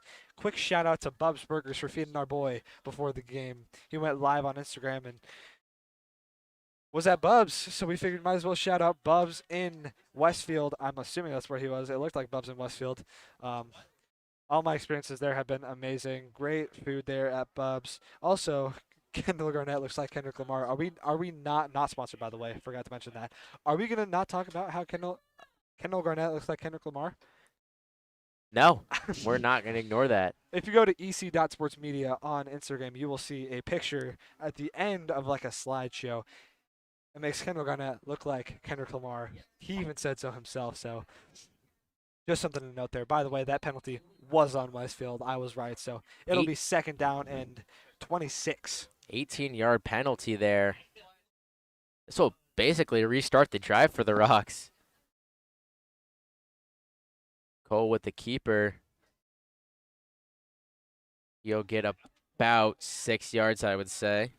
And there should be a after the play penalty there because it looks like good old number 13 on Franklin Central. Sean Hatchett was getting scrappy with Micah Webster again. Cole Ballard has hurt that play, and on trots the backup, junior Jackson Gilbert. looks like took a pretty hard hit on the back there, and Coach Jay Gilbert's giving the ref the business. I mean, that was kind of a late hit there, and Coach Gilbert is not happy with either his team or the other team or some officiating crew. Jackson Gilbert on 2nd and 19. High snap. He's going to pick it up out of the air, and he's only going to get He's not going to get. He's not going to get anything. He's might lose a yard or two on this one. Unfortunate way to start your drive. What we wonder now, what's wrong with Cole Ballard? Loss of 1 there. I think Cole Ballard just needs a breather. I think he took a couple hard hits there, as it is 3rd down and 20. Gilbert takes a snap, hands it off to Garnett. Garnett on the outside. He has a blocker in Patrick Schramm and gets about 9 or 10 yards there, but it will not be enough for the first down. He's going to get torn down there, very short of the line. That penalty almost killed this drive for the Rocks. And Tuttero's getting the ball back with a chance to tie this thing up. Do not count the Franklin Central flashes out just yet. This game is not over, despite how it looked in the first half. Brody Bame on to punt on 4th and 11. Brody awaiting the snap. Deep is Jayon Harvey for the Flashes. This one is going to be a torture. What a punt by Brody Bam. These last couple weeks for Brody have been amazing punting-wise for him.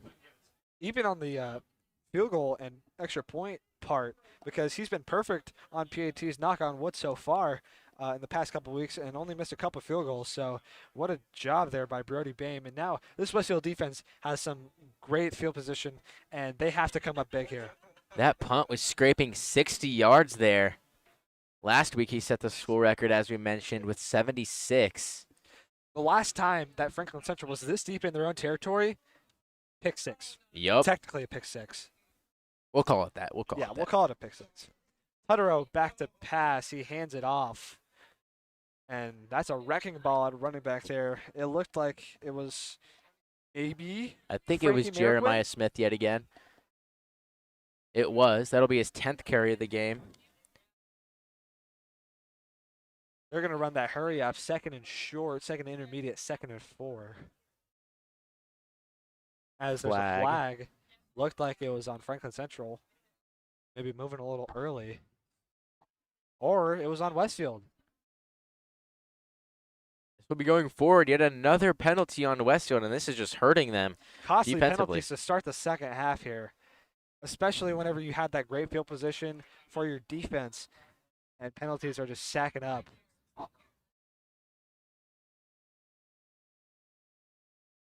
Tuttero did not have the best game last week. He certainly didn't have a bad one. He had kind of an average game for Nevin Tuttero standards. This time he takes the pass and he'll pass it. It's a screen pass that's dropped, and they'll call it an incomplete pass, even though it might have been a fumble. Gian Harvey has got to reel that one in, especially in the situation you are right now if you're the Flashes, down 8 against the Rocks. 3:44 left in the third quarter, by the way, so you still got a solid 15 minutes of play left. You do have time to make a couple mistakes, maybe let one drive fall apart, but not a whole lot. 2nd and 10 here. Tuttero will hand it off, and runner will get nowhere, maybe a yard or two. I can't remember who that was. It looked like Smith. It looked like Jeremiah Smith. That's what I was going to say. As Casey Graybill checks into the game, out for number 85, Michael Webster. With that rush, Jeremiah Smith is up over 50 yards rushing tonight on 11 carries. As 3rd and 8, and this is a huge 3rd down for Franklin Central. They got to convert here.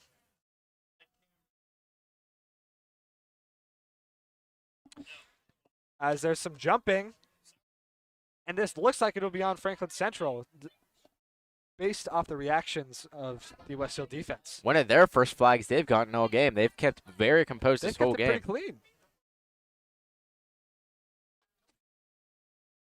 This Franklin Central offense, as I just mentioned, has kept it pretty clean. Last week didn't have so many penalties. I think they had 2 or 3 all game. But this time, That false start kind of killed him. 3rd and 13 for the Flashes now. Before it was just 3rd and 8. Tutterow to pass. It's a screen pass, and he's going to get met by a bunch of rocks. So now it is 4th and 10. Westfield defense has done their job for the most part, and it looks like they're going to bring out the punt team. Jake Good on the tackle there. Jake Good's had an up and down game so far, and it looks like Jackson Gilbert is going to get some reps for this drive at least at quarterback. Cole Ballard standing on the sideline with his helmet off. I think he took some pretty hard hits as Tutterow will kick it. It's high. It's dying in midair as it'll go out of bounds at around the 47-yard line, I'd 47. say, of the Flashes. Cole 21 Ballard is going to stay on the sideline, and Jackson Gilbert is going to get his first full drive. If this drive goes well and this results in a touchdown, we might see Cole Ballard out for the rest of the game. That's a hot take, but we don't want to wow. Pardon me, partner. I had an episode there. We don't want to risk further injuring Cole Ballard if he got injured on that play. So it would be smart to keep him out for the rest of the game. Maybe even start Carson Melvin. Carson Melvin, the JV backup. He's this transfer this year. He's a sophomore QB. Very good. He has everything you could ever ask for in a QB. He just needs to learn the playbook a little bit since this is his first year at Westfield. He learns that playbook. Westfield has a golden QB. Gilbert's going to run it, and he's got some wheels. He's got a lane, and he's going to get taken down forward. Progress saved him. He'll get about 5 yards on that. Good first official set run for QB Jackson Gilbert there. That'll get him about 5 yards. Some score updates on the big one. Bulldogs of Brownsburg still lead HSE 28-14 there in the third quarter. Brownsburg put up 21 points in the second quarter before halftime. That's very impressive. Gilbert now to receive. He has a wide open Parker Knott, it looks like. And good job by Jackson Gilbert, the backup, and he moves the chains. Great play there by Gilbert. Great route there by Parker Knott, who has a 44-yard touchdown in this one. The junior-sophomore connection there. I'm liking that. A minute 30 left on the clock and winding down. Gilbert looking for the play. We've got some heavy hitters missing so far tonight. We've got Cole Ballard out, and we've got Gabe Arambolas out. So this offense is kind of lacking as Gilbert had, that ball went in and out of the hands of Kendall Garnett, who has failed to hold on to that ball. And It'll be incomplete, though. Don't worry, it wasn't picked off. the officials. Nor was it ruled a backwards pass. Correct. So Westfield will keep it. As we are only 1 minute away from the fourth quarter, this game has gone by fast, would you say? It really has. I mean, we were checking our phones at halftime, and it was 8 o'clock. Whenever we were doing that halftime interview, it's 8:55 now. We might be out of here by 9:30. Gilbert will take the snap. He's got pressure immediately, and he'll get taken down at the 40. Big loss there. And all that progress that Jackson Gilbert had made is slowly disappearing. It's 3rd and long now. 3rd and 18 for the Rocks. On Franklin Central's 40-yard line.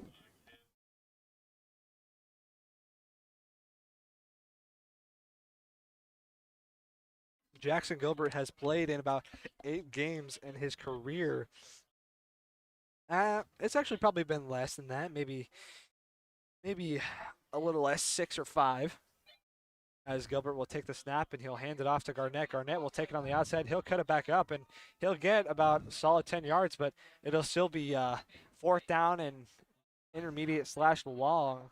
As do they trust? The wind is at Brody Bame's back. Do they trust Brody Bame for this field goal? I see you got to go for it. I mean, you're on. As the rain starts to fall here.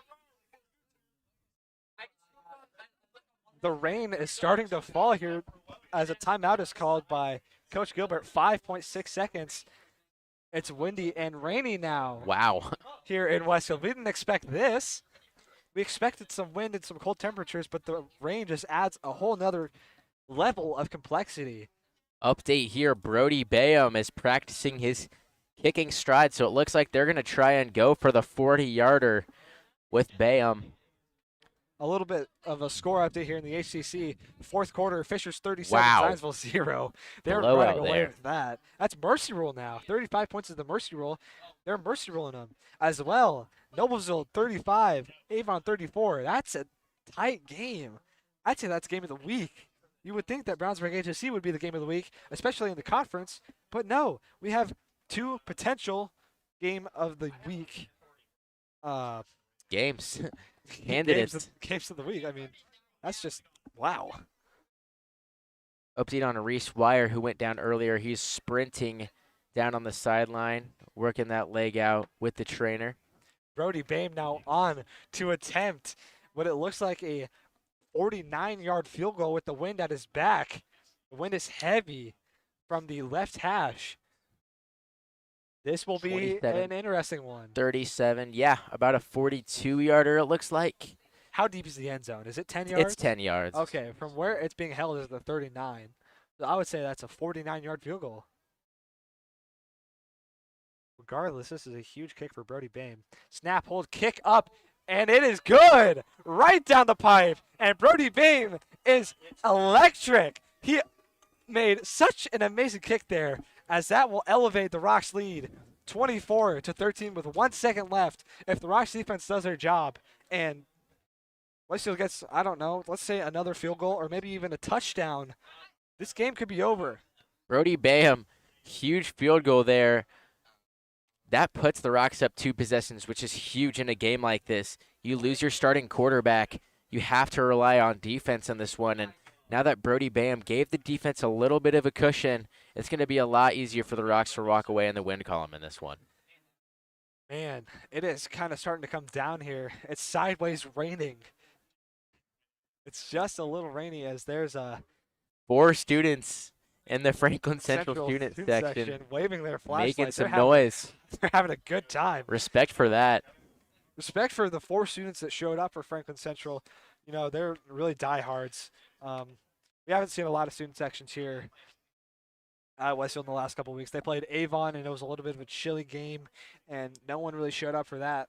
Only they had a very limited student section for that game, but the Franklin Central guys are now going to return this kick, or going to try. Brody Bayham might put this out the back of the end zone. Are you thinking what I'm thinking? 4 touchbacks on the day for Brody Bayham. Yeah, and that will improve his touchback total to, I believe, 19 on the season, which is incredible. Just out of this world. Now, granted, he has had some wind help, but help is help, and help is help in all the right places. As it will be held by, I can't ID that player, but this, we are in the realm of impossibility now, as Brody Bayham will kick it high, kicks it deep, and it is through the back of the end zone. Wow. 19 touchbacks for Brody Bayham this season. And that wasn't just in the back of the end zone. That was over the gate That was behind the end zone. completely insane. We are experiencing right now, by the way, Aiden, like 40-mile-an-hour winds. Yeah. This is insane. I can see the rain through the lights, and it is going so fast. If Nevin Tutterow is going to try and pass the ball this drive, he's going to have a hard time, because even if he tries a cheeky little screen pass, it's going to get moved back like 15 yards because of the wind. Speaking of Nevin Tutterow, he will take the snap, and of course he'll hand it off up the middle for about 5 yards, and it'll be second down and intermediate.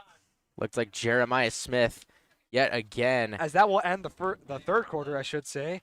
And oh my goodness, folks, 24-13, the Rocks lead. You're watching the Westfield Sports Network.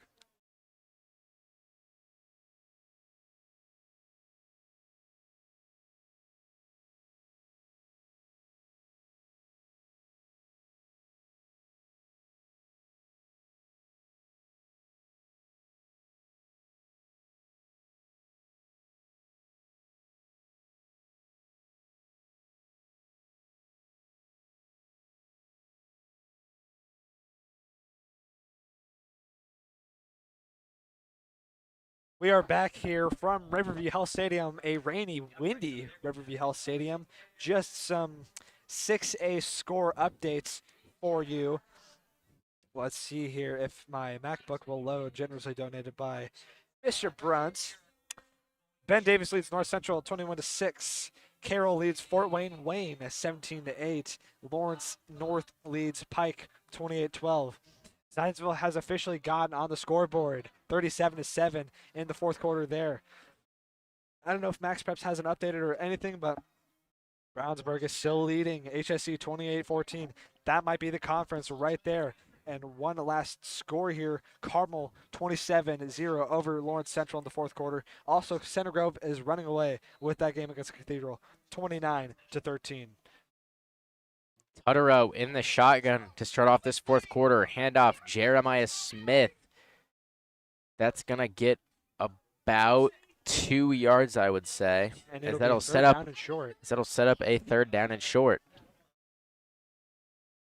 Jeremiah Smith up to 13 carries now on the game, accumulating it to 57 yards. He also had that touchdown earlier. Big third down here. Even if they don't convert this, I would imagine they'd go for it because of the circumstances that Franklin Central's in. Snap. Handoff Jeremiah yet again, and he's going to get the first down, it looks like. Great run there by Jeremiah Smith to He's keep up this over drive alive, to keep this game alive. He's up over 60 yards now. As maybe Jeremiah Smith is the answer to crawl yourself back into the game. It runs down Possibly. clock, but he's been a beast this entire game. They got to run hurry up if they want any sort of luck here. Fake handoff Smith, play action. Gonna find number 43 for Franklin Central. He's gonna stay on his feet and get across the first down marker. That's gonna be Caden Logue. As we have a final update here for the HCC, the Fishers Tigers have officially beat the Zionsville Eagles 37-7. Congratulations to them. They come off a loss to yours truly, Westfield, last week. So great win for Fishers there.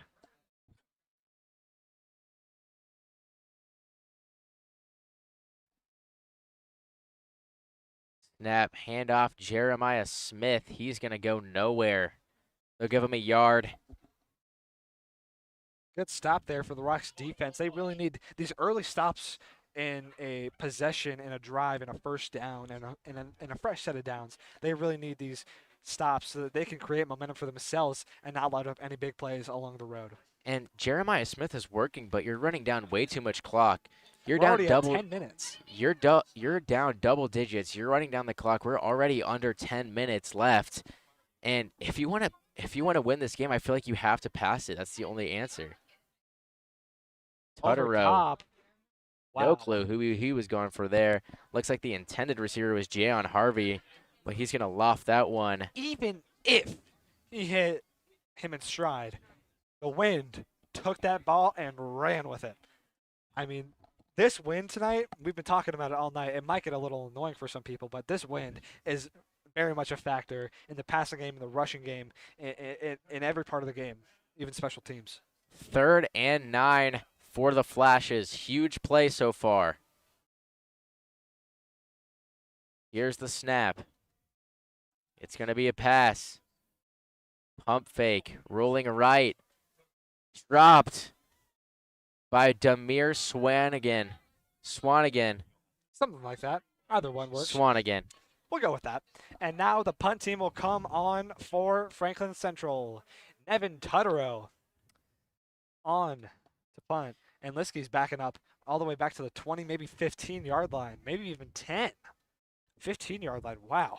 Oh, my About goodness. Tutterow, this stat really shows how dominant this Westfield passing game has been tonight. Tutterow, 9 for 20, 92 yards and an interception. He hasn't hit 100 yards yet.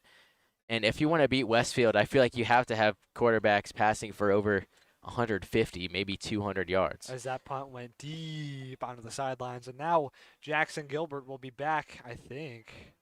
Jackson Gilbert. Oh, no, it'll be Cole Ballard. So Cole Ballard's back. All he needed was a possession off, especially whenever you're nearing sectionals, you need to rest some of your main guys. Even though Gabe Miraboulos isn't necessarily resting, he's not playing today because of a concussion. So Ballard really just needed that one possession to rest. Actually, no, it'll be Gilbert back? Jackson Gilbert back in? Yes, It will be Gilbert. We are. Ballard was out there in the huddle, and now Gilbert's back here for the snap, and I believe that is Max Nosler in at running back. I heard from Michael Webster, I was talking to him this morning, and he said to expect some Max Nosler rushing attempts, and I believe him. Interesting. From the 39-yard line will be a first down, or 40-yard line, I should say. 9:41 left in the game. Gilbert will take the snap. He's going to look. He flips it off to Max Nosler. Nosler gets hit by Jayon Harvey for no gain, maybe even a loss of 1, and it'll be second down and 11. And just, I want to hear your opinion. If the Rocks put up 7 this drive, maybe 3, do you think this game is over and out of reach? I think it is, depending on how much time they take off the board. There's still 9 minutes left, and a lot of football can happen in 9 minutes, especially a lot of big plays. But if they scrape, I'd say 4 or 5 minutes, which is stretching it, enough off of the clock, I think it will be over at that point. Gilbert in the shotgun makes a snap, handoff to Nosler, and Nosler gets nowhere. So now Westfield offense kind of faltering here. One thing I have noticed is that Jackson Gilbert has only passed it 1 time, and even when Jackson Gilbert has gotten in earlier this season, we have not seen him pass a lot. I don't know if that's a confidence issue or a skill issue, but it is very interesting to see that Gilbert is not getting those pass reps. He's 1 for 2 right now, so he's only had 2 attempts. That one completion going to Parker Knott for 7 yards and that crucial first down. Tried to get Franklin Central's defense off there as Kendall Garnett will try and bounce it on the outside, but he's met by a swarm. Flag flies, and it looks like it'll be on Franklin Central as there was a loss of 1 there. As it looks like it was on Franklin. Yes, it was on Franklin Central, so that might continue this Rocks drive. Maybe, just maybe. And penalties are just hurting both teams at this They point. really are. I mean, especially in the second half. You didn't really see any in the first half. It was pretty clean. But so far in the second half, it's been kind of a chippy game for both teams. 3rd down and 10 for the Rocks. Or no, they're going to move this ball forward They're because going to of move the this ball penalty. way up. They're going to move this 10 yards up for the Rocks.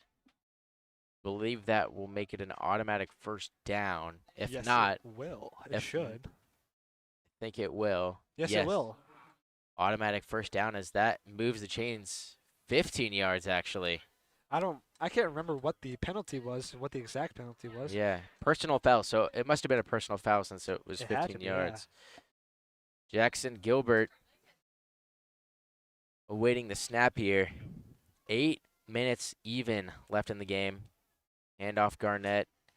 He's going to try to get around the corner. He's going to pick up nothing there. Quick little score update while I have it.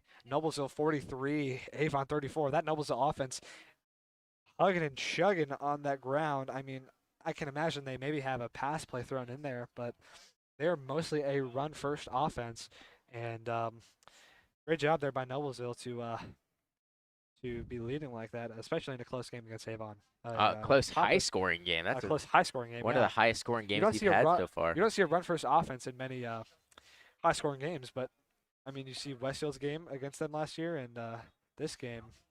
They finally give Gilbert the opportunity to pass it, and they're going to call this a false start, I believe. Penalties Or, on penalties on penalties. Timeout. Timeout timeout, Rocks. okay. I stand corrected. While we still have you here, we'd like to advertise our podcast. First time we've Yes. done it tonight, and it comes in the first quarter. Shamrock Sportscast comes out every Thursday or Friday. Depends on what day we record it. You see it on the cover there. Aiden McNally my partner, myself in the middle, and Sam Mefford, a Rocks boy extraordinaire. We talk about all things Westfield sports. We dive into a mailbag every once in a while. We have some interviews on. We have fun. It's really just a light podcast. We also are doing a college game day type thing the Friday of the sectional game versus Carmel. It'll be during core, so if you're in Westfield and you want to come in for core, we'll be there in the Learning Center, and we'll be having a blast. We'll be live streaming it as well and recording it so you guys can watch it back whenever you want.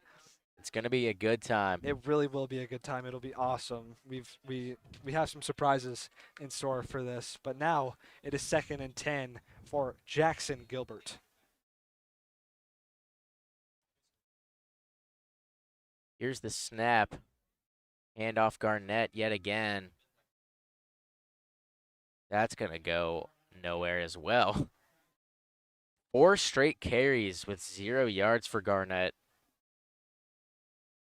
This is running down the clock, but not as much as they hope. We just hit the 7-minute mark, so this game still is feasible.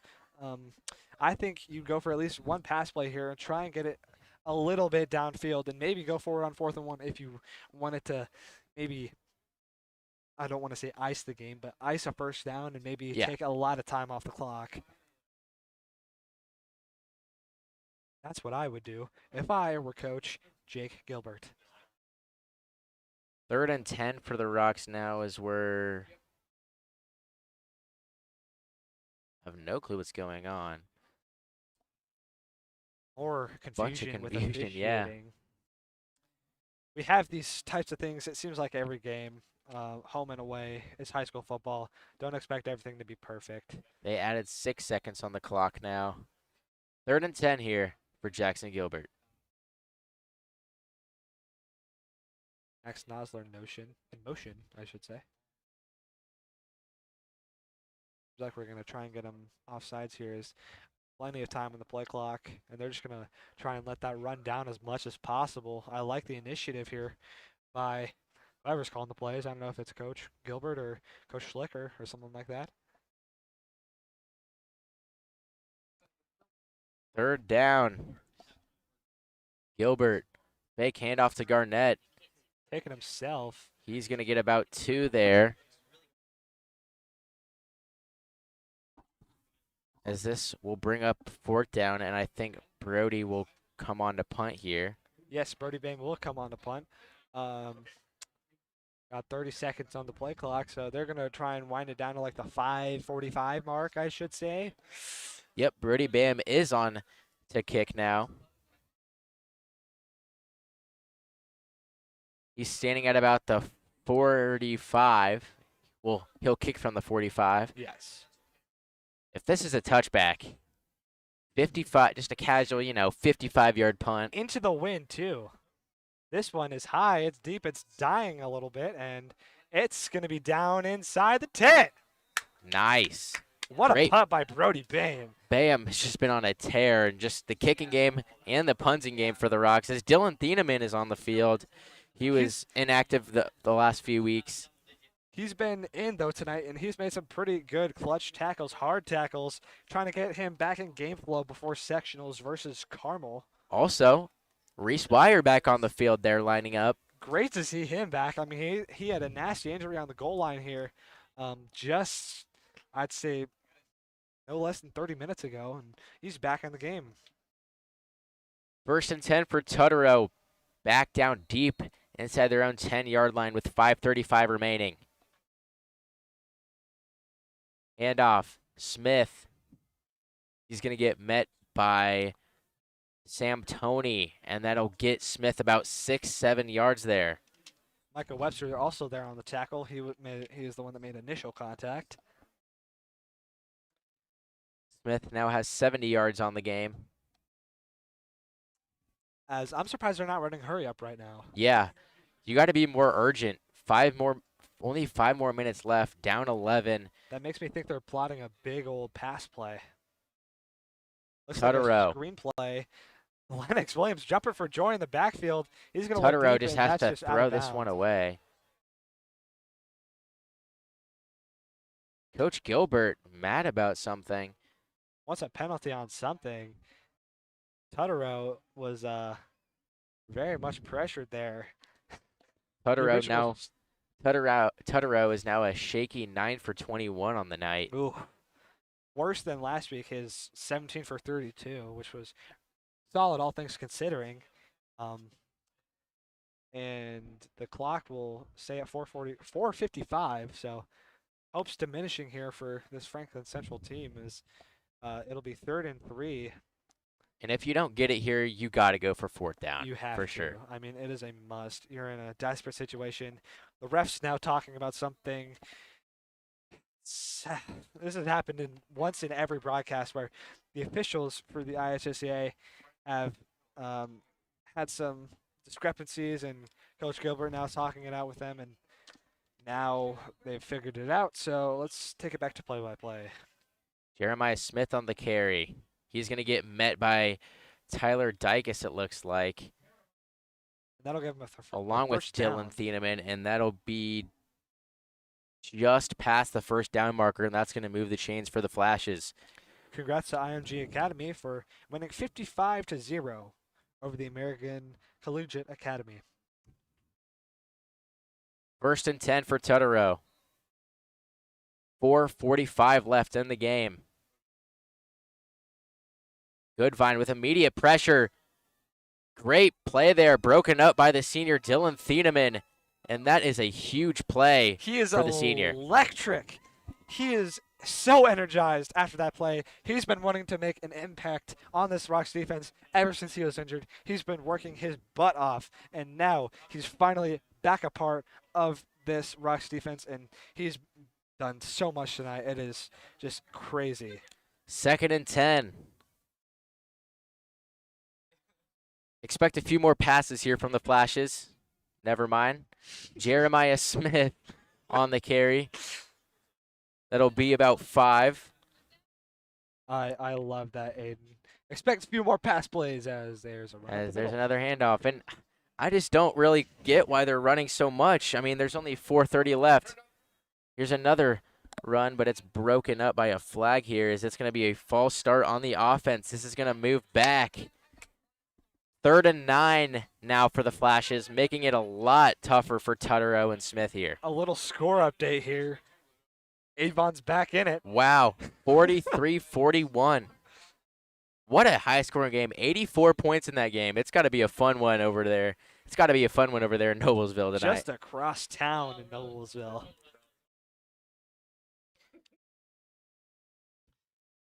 The Brownsburg HSC game has not been updated in a while, according to Max Prep, so that stays at 28-14, but it can't be 28-14, especially this late into the night. 3rd and 9, big down for Westfield and for Franklin Central. Clock's rolling. Tutterow looks right, finds Jayon Harvey, but that's going to be broken up by Reese Weyer. You could make a case that that was a fumble, but they'll rule it incomplete for right now, as this will bring up 4th and 9. My favorite part of that play, not just the hit, but Liskey got knocked down and started doing some push-ups. What Love a it. guy. And now Tutterow seems like he's going to punt it. Wow. I think they've given up, folks. I think they've thrown in the towel. This is honestly unbelievable. Are they punting? I'm very confused on what they're trying to draw up here. I don't It's know. 4th and 9. I mean, you can't run a fake punt.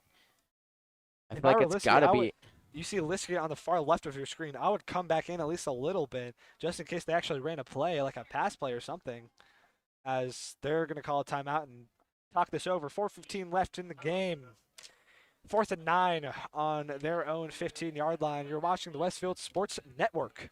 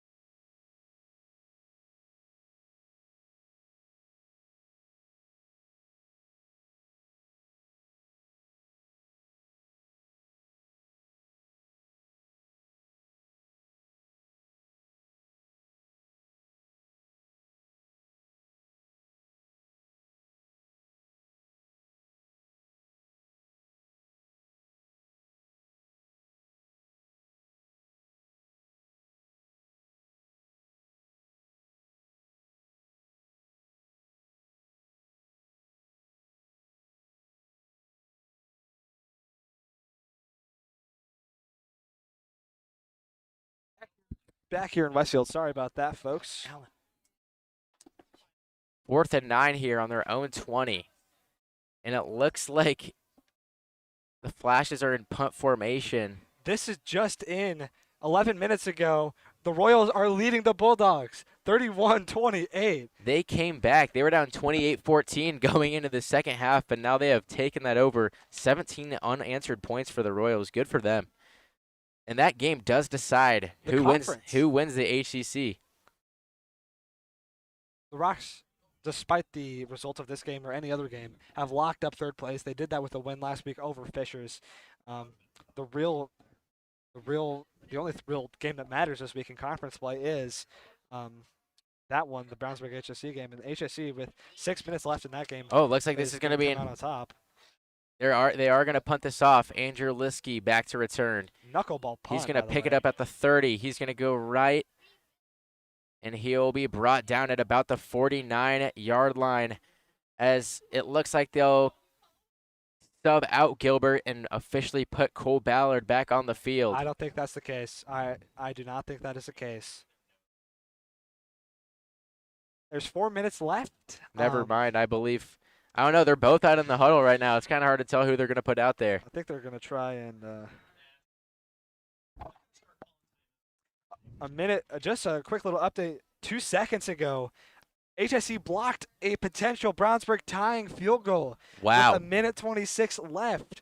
HSC looks like they're going to win that game. Hey, but you never know. You never know. Something could happen. Throw back to a couple years ago. Brownsburg and Westfield at Brownsburg to spoil their homecoming. Carson Voorhis, last-second 2-point conversion. Gilbert out on the field. Handoff Garnett. Garnett's still up. He's going to get about 2 or 3 there. Offense. Speaking of Kendall Garnett, he's going to get fed yet again. This will be a loss of about 1 or 2.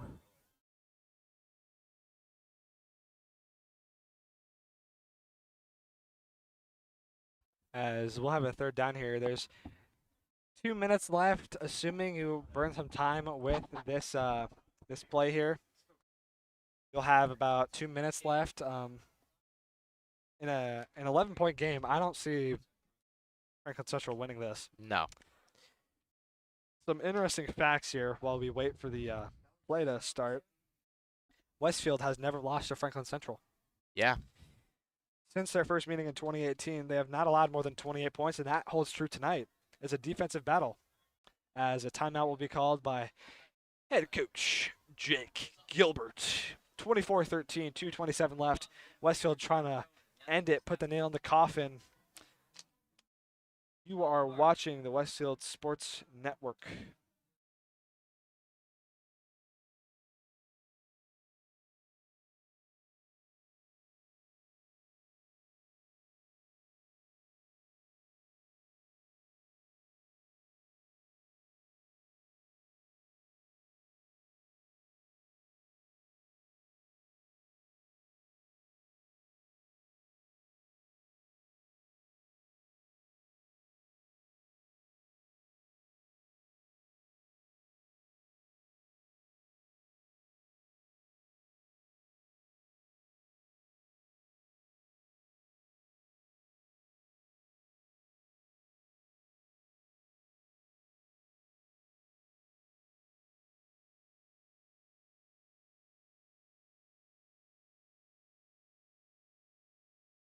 We are back here from Riverview Health Stadium on a windy, chilly, cold night here. 3rd and 10 Rock here for lead Gilbert. 24-13. Gilbert awaiting the snap. Parker not in motion.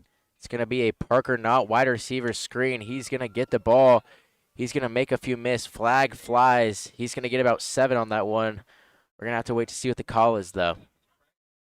I kind of like how they've been using Parker Knott a lot more this week than they did last week, especially in that 44-yard touchdown. Beautiful play design. Oh, yeah. I really think it's important to get the younger guys reps, especially if they could produce. And Parker Knott has definitely produced tonight, as it'll be some sort of penalty. We're checking here.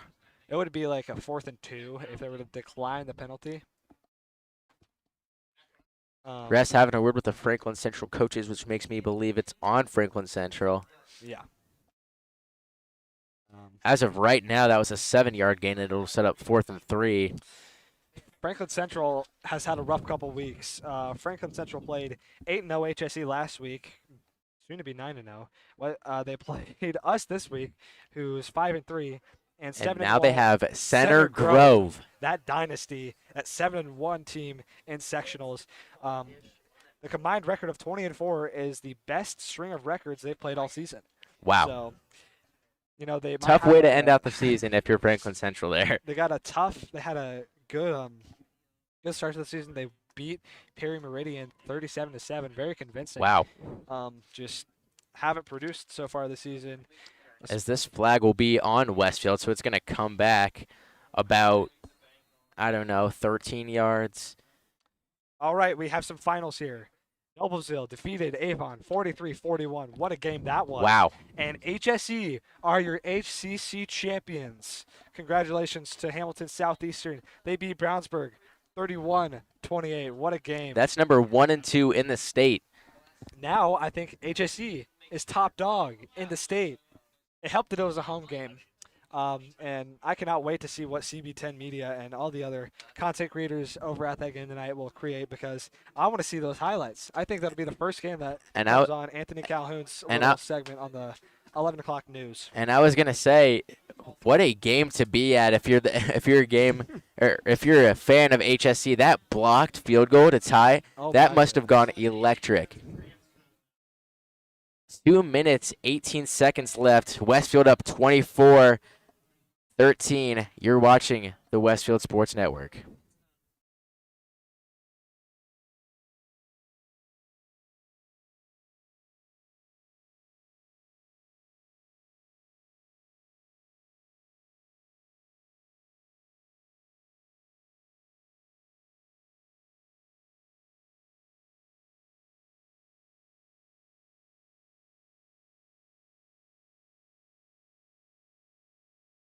We are back here from Riverview Hill Stadium.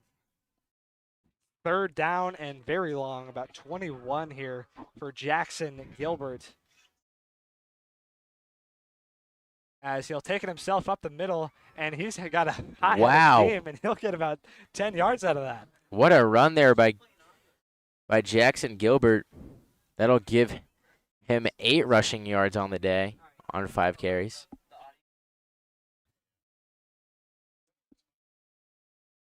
As we'll bring on the punt team. Going to try and find some other finals here. Center Grove and Cathedral are in a close battle right now. 29-26. The Trojans lead that one. Carmel, the Westfield opponent in sectional, has defeated Lawrence Central 27-7. Very convincing win there on the other side of Naptown. And yes, that Center Grove Cathedral game is a lot closer than it was a couple minutes ago. So good job for them. Some other scores here.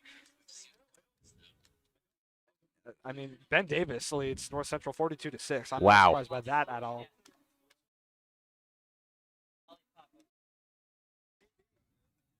So 4th and 11. There's 2:11 left. As Brody Bayham off to punt. We'll see what he can do. He has had some nukes tonight. Let's see if he can do the same on this one here. Number 33 for Franklin Central is back to return. That'll be Wyatt Penny. Brody Bayham, low snap, kick high, a little bit tipped, I believe. It lands at the 31, and it'll keep bouncing inside the 20, inside the 15, and it'll go down to the 13-yard line with 1:59 left. Good punt there by Brody Bayham. Not a lot of hang time, but certainly a good punt nonetheless, as the Rocks defense will come on and hopefully try and shut things down. What a punt there by Brody Bayham. I'm pretty sure that'll put the nail in the coffin. Tutterow, he just hasn't shown that he's able to move the ball down the field. You're down in your own 13-yard line, and you're just – I just won't be convinced that he'll drive the ball down 87 yards to give themselves a shot in this one. Tutterow is in at QB. Alongside him is the Tutterow looking on the run, chucks it deep. This is going to be out of bounds. Intended receiver, Demir Swanigan. I hope you guys saw that. I hope you guys saw Dylan Thieneman absolutely chuck a wide receiver out of his way. Gosh, Dylan Thieneman, the Purdue commit, is very, very good at football. I hope everyone knows that. Nevin 53 left in the game as well. Nevin Tutterow now 9 for 4. He hasn't completed 9 for 4? or 9 for 24. There Sorry, you go. That sounds a little worse. he hasn't completed his last 8 passes. I just jinxed it right